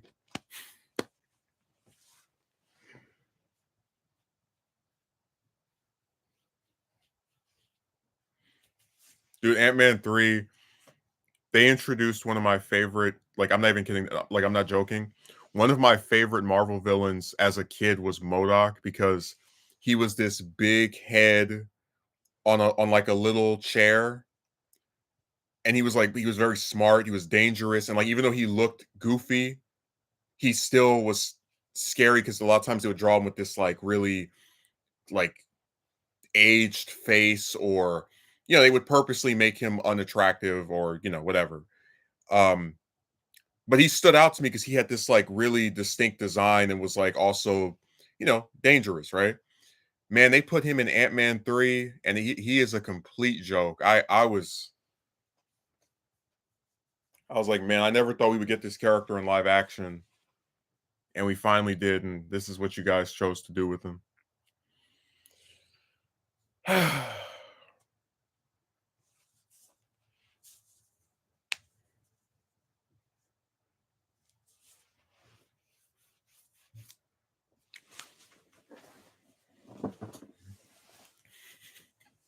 Took one of my favorite comic villains and just they destroyed him, man. Everything I liked about the character was just removed. It's sad.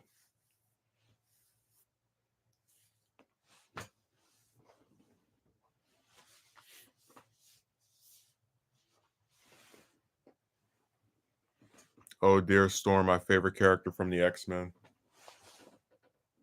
Yeah, like I said, Storm's a really good character, and she's got a very long publication history.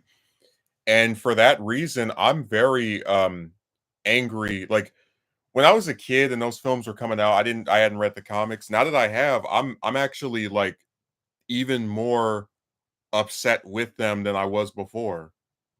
Um, I mean, it's like just to give an example with X-Men 3, they get rid of Cyclops very early into the movie.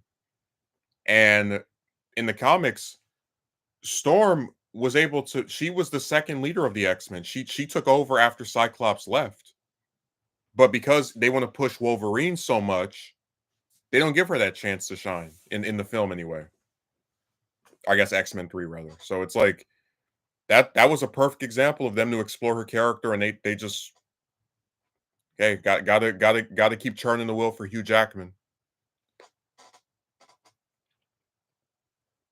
And that's been my biggest problem with those films. It's like so many characters from X-Men that are great, and they just never really develop any of them besides the same like 5 or 6, you know?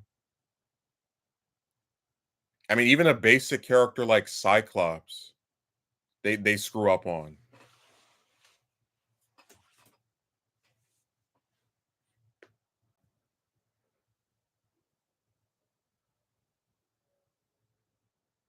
It's sad, man. X-Men is just it's a great series, and I'm at least thankful that some of the cartoons are good.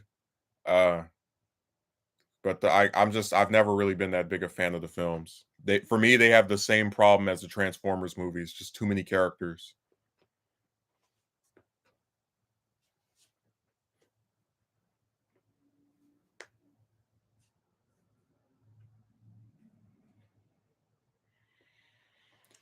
I'd say my favorite character from X-Men, that's a hard one, man. Hmm. I have to really think about it. Like I was really into Kitty Pride when I was a kid because like when I started reading that stuff, that character was like around the same age as me, so it was kind of like a self-insert in a way. And I just always thought it was so interesting how she could use her powers, like just even like beyond phasing through things. Just because around the like 2010s is when they really started kind of pushing her as like the sort of like a leadership role. So she might be one of my favorites. Um, I don't know. It's a really hard one to pick because I also really like Jean Grey, even though I think they've kind of had so with Jean, back when Stan Lee created the X-Men, she was basically just the girl on the team, the Smurfette principle. There's gotta be a woman on there. Um and it was only when someone like Claremont took over that they really started developing the whole idea that this is actually the most powerful member, and uh it all culminates in the Dark Phoenix saga, which from a narrative standpoint probably should have been the end of the character because after they bring her back, they have to keep like finding ways to nerf her and not really, because if they let her use her true power, then everything just gets solved. So I would still say I enjoy her. I really liked her relationship with Cyclops up until they destroyed his like God, X Factor is so frustrating. It's like, hey, Cyclops, what a great leader you are. How about you leave your wife and child for your high school girlfriend?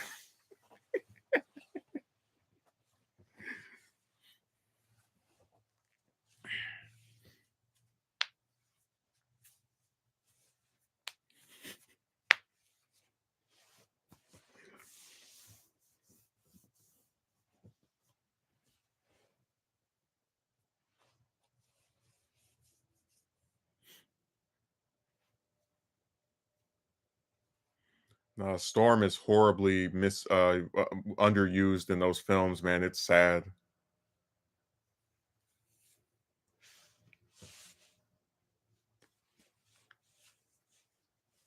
You could tell they cast Halle Berry. They were like, "Oh yeah, she's pretty," and that's it. I think she has like 6 lines, 7 lines in the first X Men.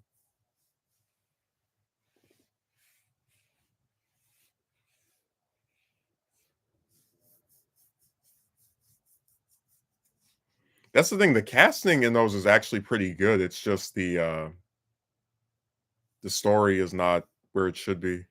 Like I still find it funny that we never get to see Nightcrawler again because of all the actor didn't want to put all that makeup, and they're like, let's not explain it in the movie. You got to play this video game. I'm just laughing because like now comic book movies don't even get video games anymore,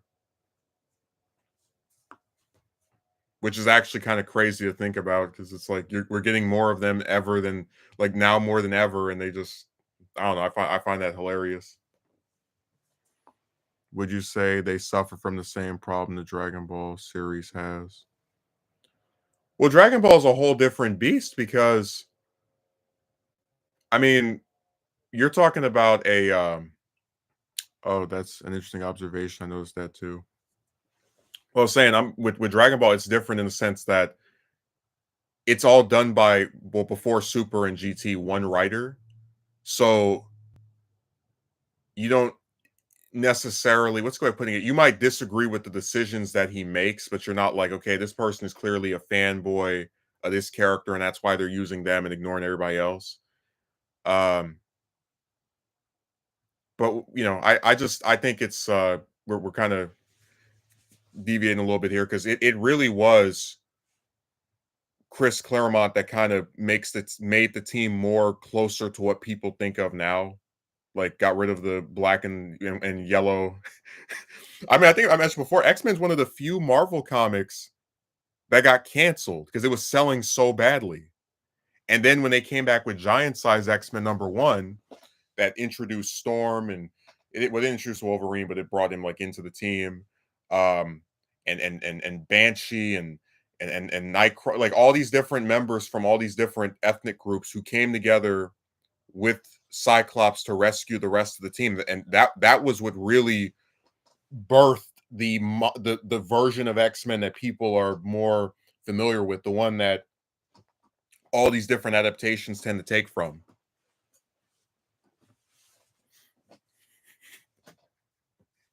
I just find that so funny. Like this team ended up being Marvel's most popular, best-selling comic besides Spider-Man at one point, and they got canceled Like, I can't think of a time where they just canceled, like, Superman or Batman. There were just no new like, that's really crazy to think about. That's one of the few major comic book properties where they were like, "You know what? This ain't selling. Get out of here."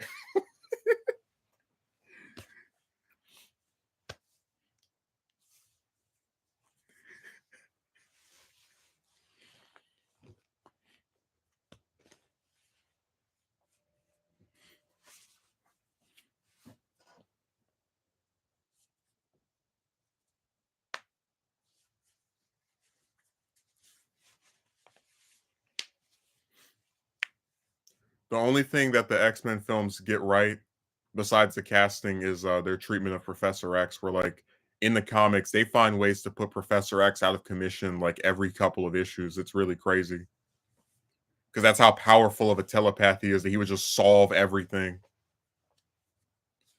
Honestly, if you wanna compare, like, if you read, I'm not even, like, trying to joke, like, X-Men, or I guess Uncanny X-Men, from when it starts up until,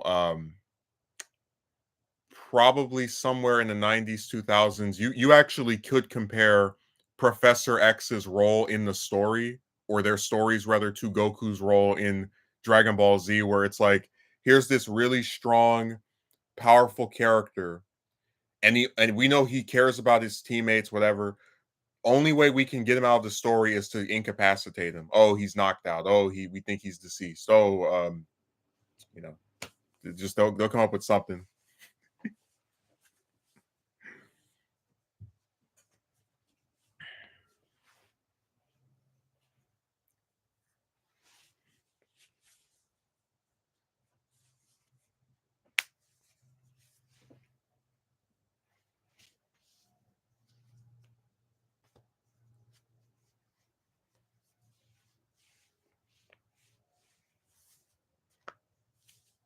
Man, X-Men used to be where it was at, man. Like, I remember all the books: Uncanny X-Men, X Factor, Astonishing X-Men, Excalibur.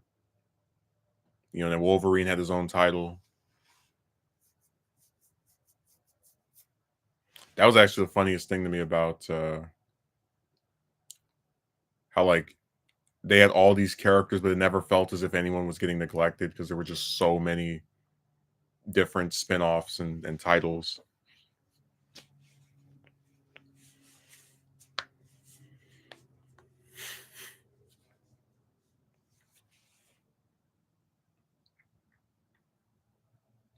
God, it was a time, man. Marvel in the 80s and 90s, they were killing it. As far, like, they were going bankrupt, but the actual stories that were written at that point were I thought were pretty nice.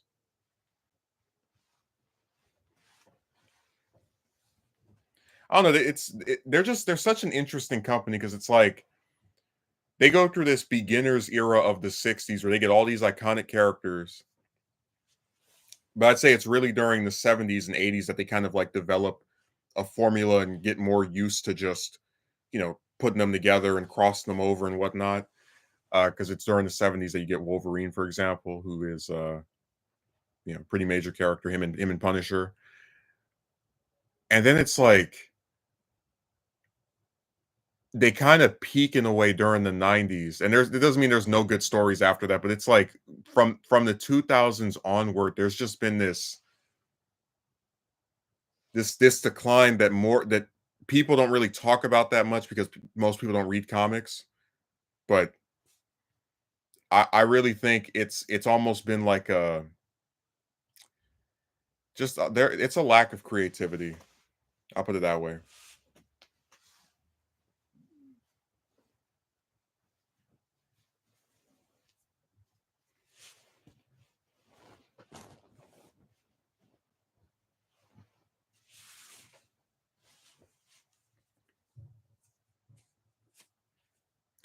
Well, I'm saying that as someone who's like now kind of just sat back and read hundreds of issues of various series, you can see where when something starts, they're kind of like trying to see how it's going to work. Like X-Men is a perfect example. The first 50 issues they're just like they're okay, right? It's Professor X and his little five.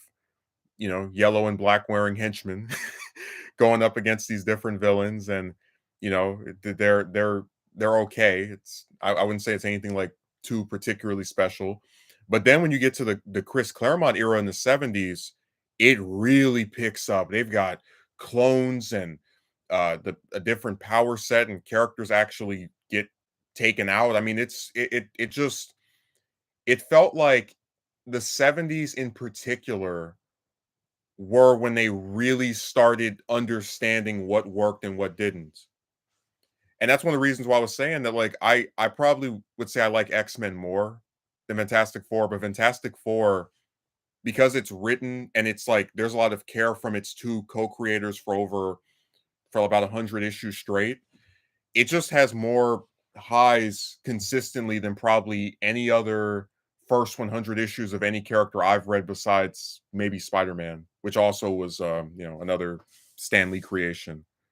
I mean, you're being introduced to all these different villains, um, some of whom are extremely unique, like the Skrulls and Galactus and Silver Surfer, who I guess would fall under more of like an anti-villain role. But it just seems like when you read the stuff now, there's that occasional good story from the last like 20 years. Like I really liked Astonishing X-Men by Joss Whedon, because it was a book that you could read by itself, and you didn't need any context for past series. Like, yeah, they brought up stuff that happened before, but it was really new reader friendly.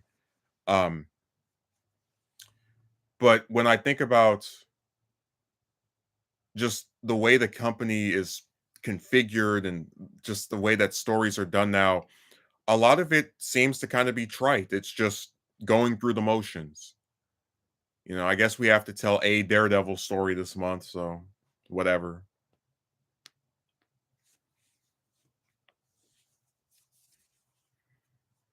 And it really feels like Marvel just hobbles off the goodwill of previous writers.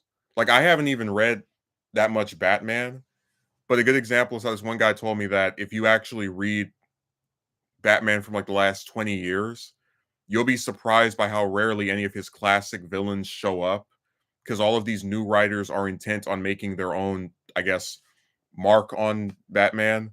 So they make a new villain who, they try to like hype up or whatever, who when they leave, no writer is ever going to want to use again.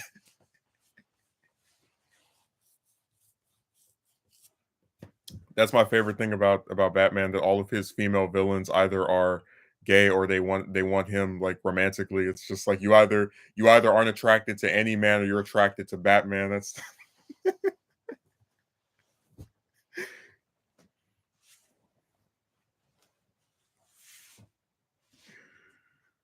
it's like, man, so original.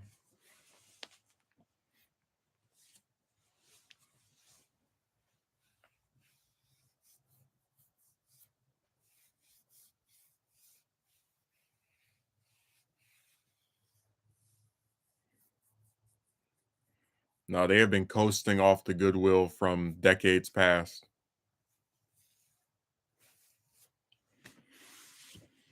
And it's all to mask the fact that they are talentless hacks who can't make anything original anymore. The only reason their company is doing well at all is because of a bunch of films that are, as of late, not even that good and are basically drying up too.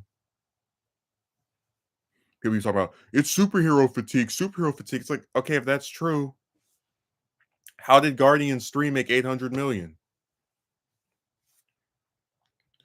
Dude, Guardians, I'm not kidding when I tell you there was never a more obscure superhero team than them. Like before that movie came out, no one cared about that team other than like really diehard comic fans. And it's like Guardians made more money than Batman did. Like the last Batman movie made less money. Remember, superhero fatigue.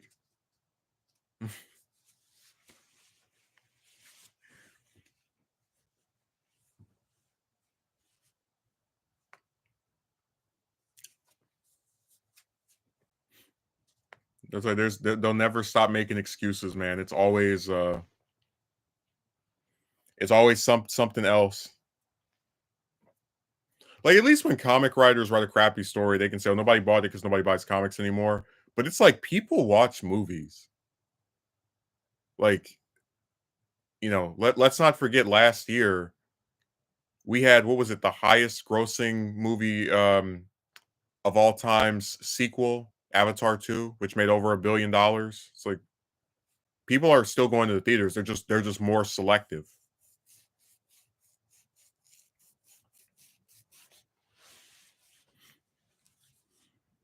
And they have every reason to be. I mean, this stuff is expensive, like $15 for a ticket. And then remember, if you want to drink over here, it's like $6 for a Slurpee or icy or whatever that damn thing was.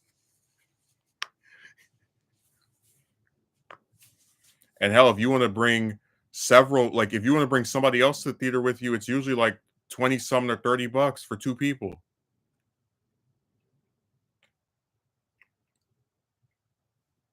So when it costs that much just to go see one of these things, it's not a shock that people are going to be selective.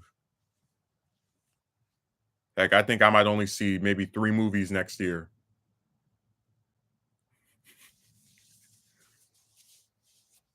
There's a huge profit to be gained from it. Well, you know what I'm saying? They like to pretend that people aren't going to the theaters. They are, they're just more picky. Because a lot of these blockbuster films are like coming out right after each other. So they want you to like go to the cinema or the movie theater every week. And no one is going to do that, which is why a lot of this stuff has been flopping. I literally saw the number of movies I went and saw in theaters this year, I can count on one hand. It just costs too much, man.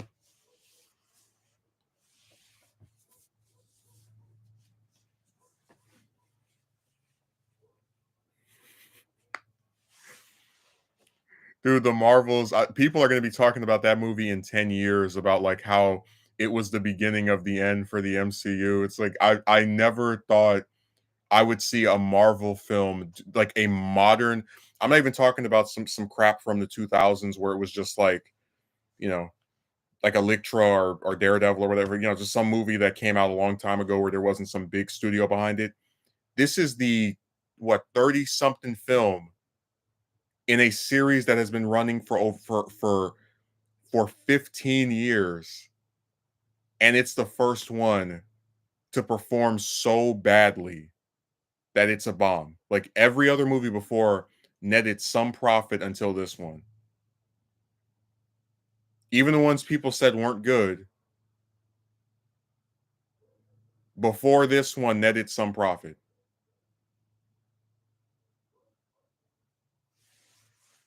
That's incredible, man. I will not forget this anytime soon.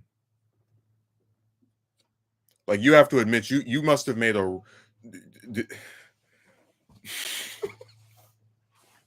You have to have like the worst film in history to like fail under those circumstances. You know what I mean? Like it's one thing you got some guy, some woman, they want to do a movie.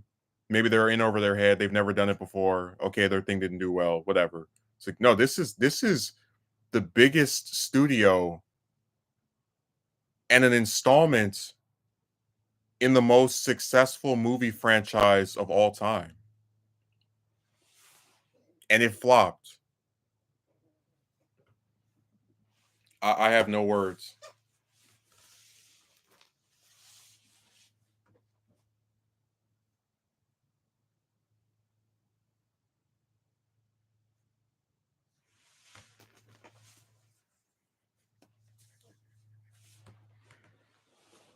Like when you think about those circumstances, and like especially when you fix things for inflation, right?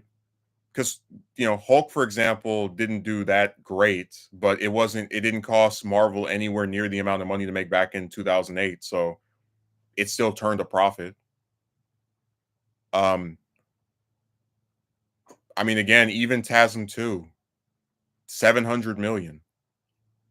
This thing hasn't even made 200 million, and it cost over 200 million to make. So to break even, it still would need to make over 200 million more dollars, which I don't think it will after being out for what is it now, a month.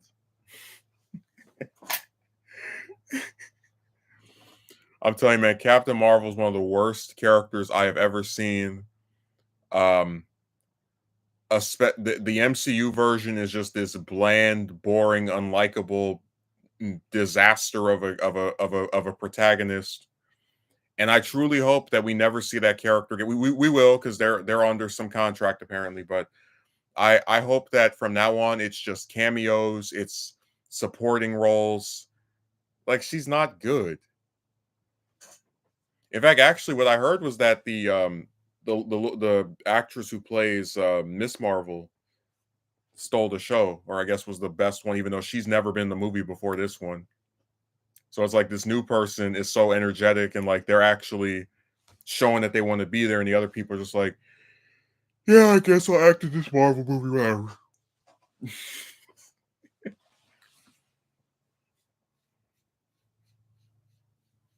So I said, Marvel is run by clowns. Dude, my favorite thing is the trailer they put out before the movie came. It was like, I think it was the last trailer. It reeked of desperation. They had Iron Man and Captain America in there. They had Thanos giving some line about how there are others beyond me, or some of that effect. Like, basically it was hinting at the idea that the villain in this film was like the successor to Thanos, was going to like either directly be related to Thanos or have some kind of connection that was going to set up some. The villain in this movie is horrible with her gold grill.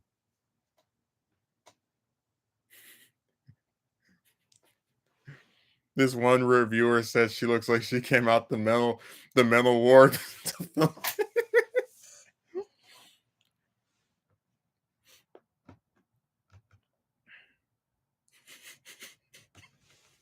Every time she looks at the camera, she has like her eyes like just like that.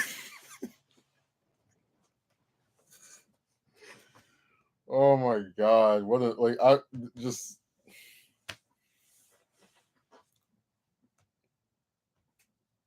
I don't know what they were thinking. I don't. I know that last trailer was just pathetic. Like, when you have to start showing characters who aren't even in the movie to get people excited, you fumbled. Imagine if when Homecoming came out, they played a clip of Defoe's Green Goblin. He's like, I'm not the only threat to Spider. And then you see like Vulture, and then you get like clips of like Maguire, right? Like a scene of him, or it's like, why is this in here? He's not in the movie. His villain's certainly not in the movie. So what? Why are you putting this here? Because it's done on purpose to deceive people.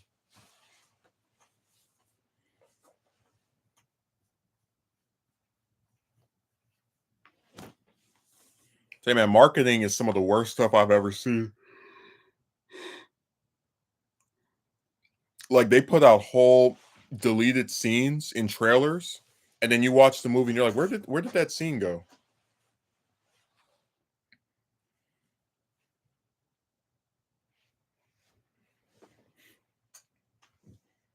They're very deceptive.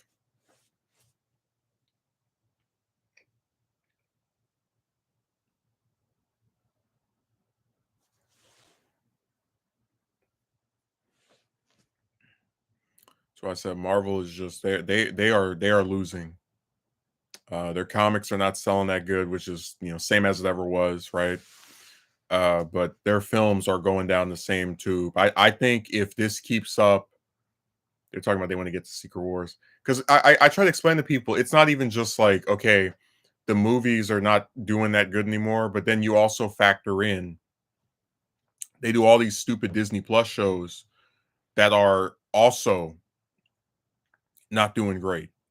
If I remember correctly, She-Hulk costs 25 million per episode. How insane is that?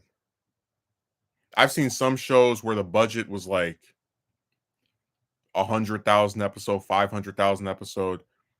One episode of She-Hulk was 25 million. So that means for them to like, I don't even know how you would factor it. Basically, Disney Plus is on a minus streak. Okay, so they're not making a profit off that show.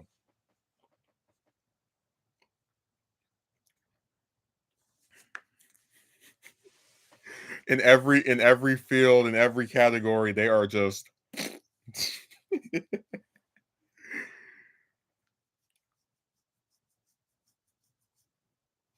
You've never seen a show that costs that much to make per episode. They just waste money, man. By the way, you didn't hear this part, but I mentioned I was working two jobs.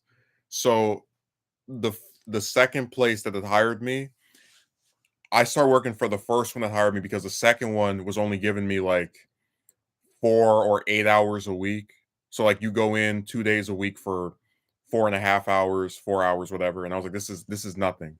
So what I did was I tried to make the manager at the second place privy to the fact that I was working somewhere else, and I would always leave multiple days where they could pick me up and give me a shift, right? So this week I'm at the other place tomorrow, Thursday, and Friday, which means both today and Wednesday of the weekdays anyway, I would have been available to work for these people.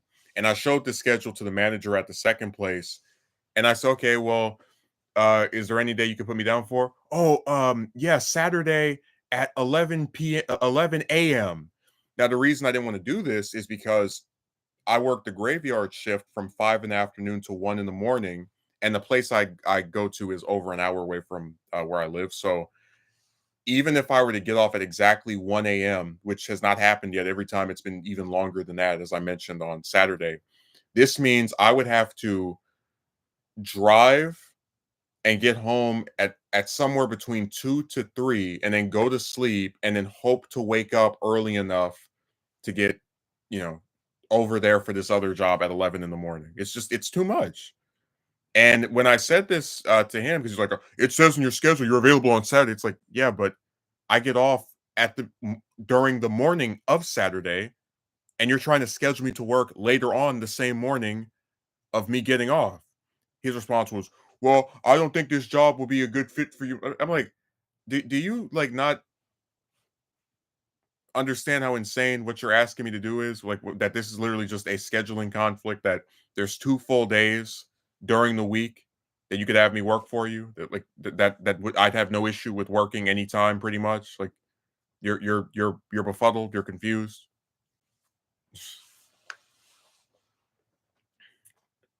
I'm telling you, man, like jobs always will just throw somebody away as fast as they can. At first, they'll starve you of hours. Then, if you have any kind of like assertive streak of like, hey, I can't do this because of this reason, they'll try to like pigeonhole you into something. Because I said I can't get off at 2 or 3 in the morning and then have to go somewhere else 11 o'clock the same morning. It's too much.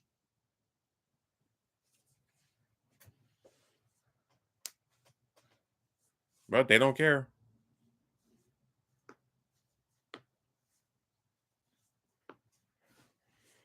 So I said people are just so when you ask for the slightest accommodation, it's just too much, huh? I don't know. I would think if I was trying to have somebody work for me and they told me, "Hey, here's multiple days during the week you can have me work and I'll come," I probably would actually try to keep the person or work around their schedule. And like the way the message was worded, you would think I was just like actively avoiding trying to work. It's like, no, I'm literally saying here are multiple days during the week where I can work.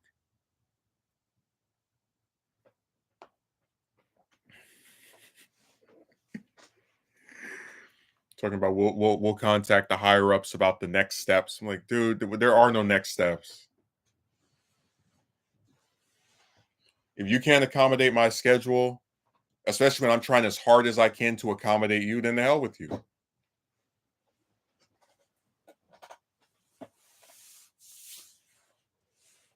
Dude, they really are not considerate. No, not at all.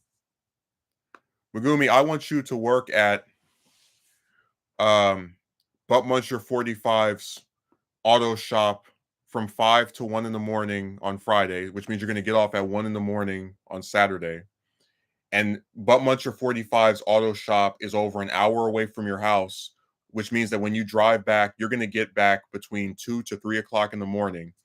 And then I want you to at 11:30 that same morning come in to Akatsuki Merchants, I don't know, hot dog store. It's like that's insane. We're gonna so like you work for 8 hours straight, and then you drive back to your place, you go to sleep, and then you might not even wake up in time to start the other place because it's right after you're getting off it. Like that's why I said at least with like I'm not a fan of having to go that late because of traffic, but at the very least with the other place, they're sensible enough to mostly just schedule you in the afternoon. You're never going to see them schedule you to come in at, for example, 5 p.m. and then leave at 1 and then come back the next day at 7 in the morning. Like they know that's insane. But these other guys, they don't care.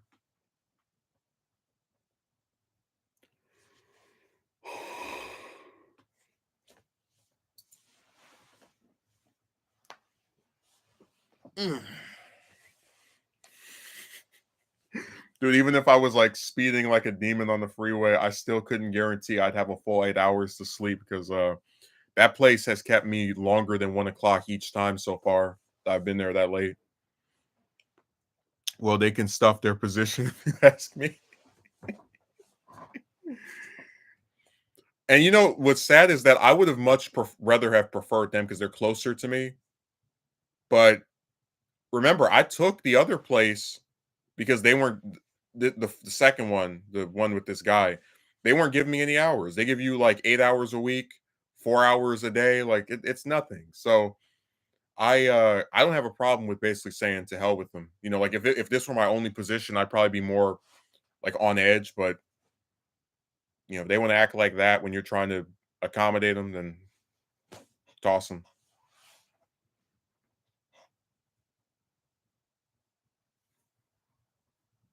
I just think it's really crazy that there's like multiple days that you give them. Like, okay, Monday, Wednesday, you've got me, and they're like, I will schedule you on Saturday in the morning after you get off on Saturday morning from your other job.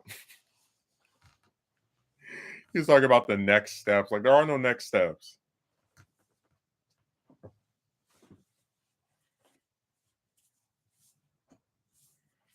So these people, man, they are nuts.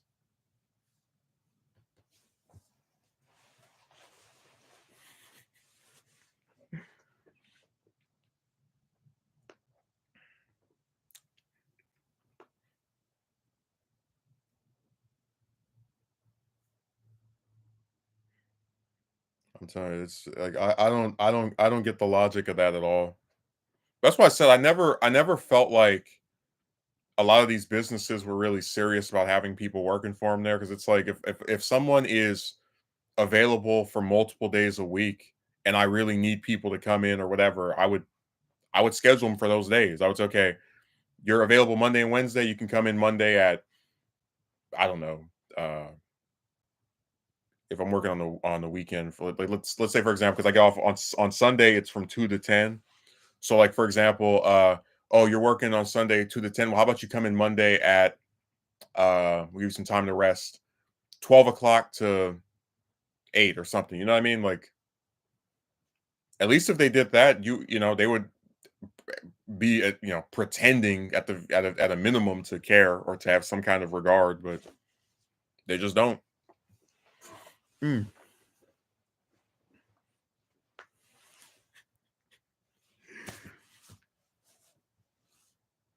No, they are awful.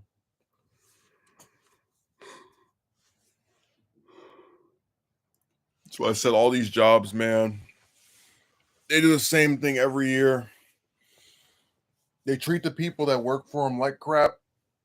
and then they expect you to keep working for them.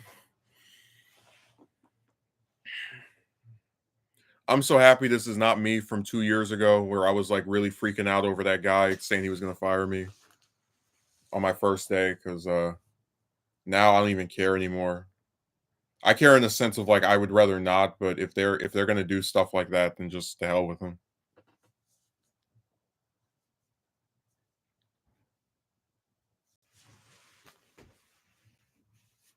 That's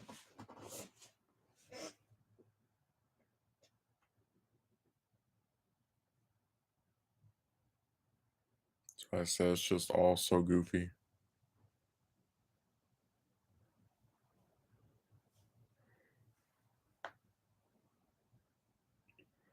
Employers are so interesting just as people. Like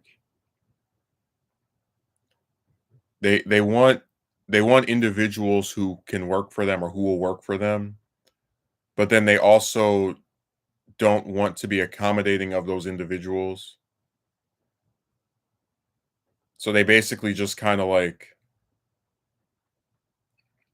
sit there and sort of go through the motions like, yeah, we're going to hire this person and then we're going to get rid of them after a few weeks.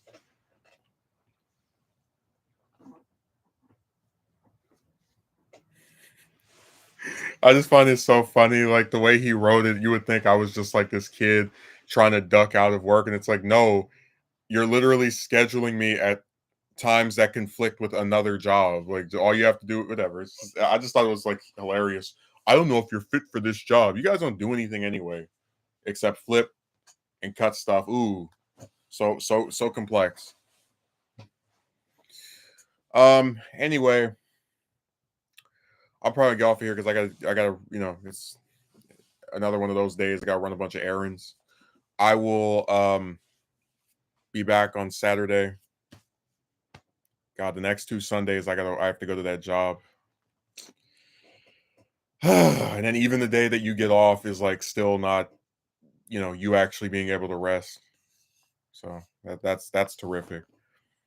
Um, but yeah, thanks for showing up, Megumi. I hope you enjoyed the stream. And remember, if you can't come in at 11 a.m. after getting off of your other job at 1 a.m., we don't think you're right for us.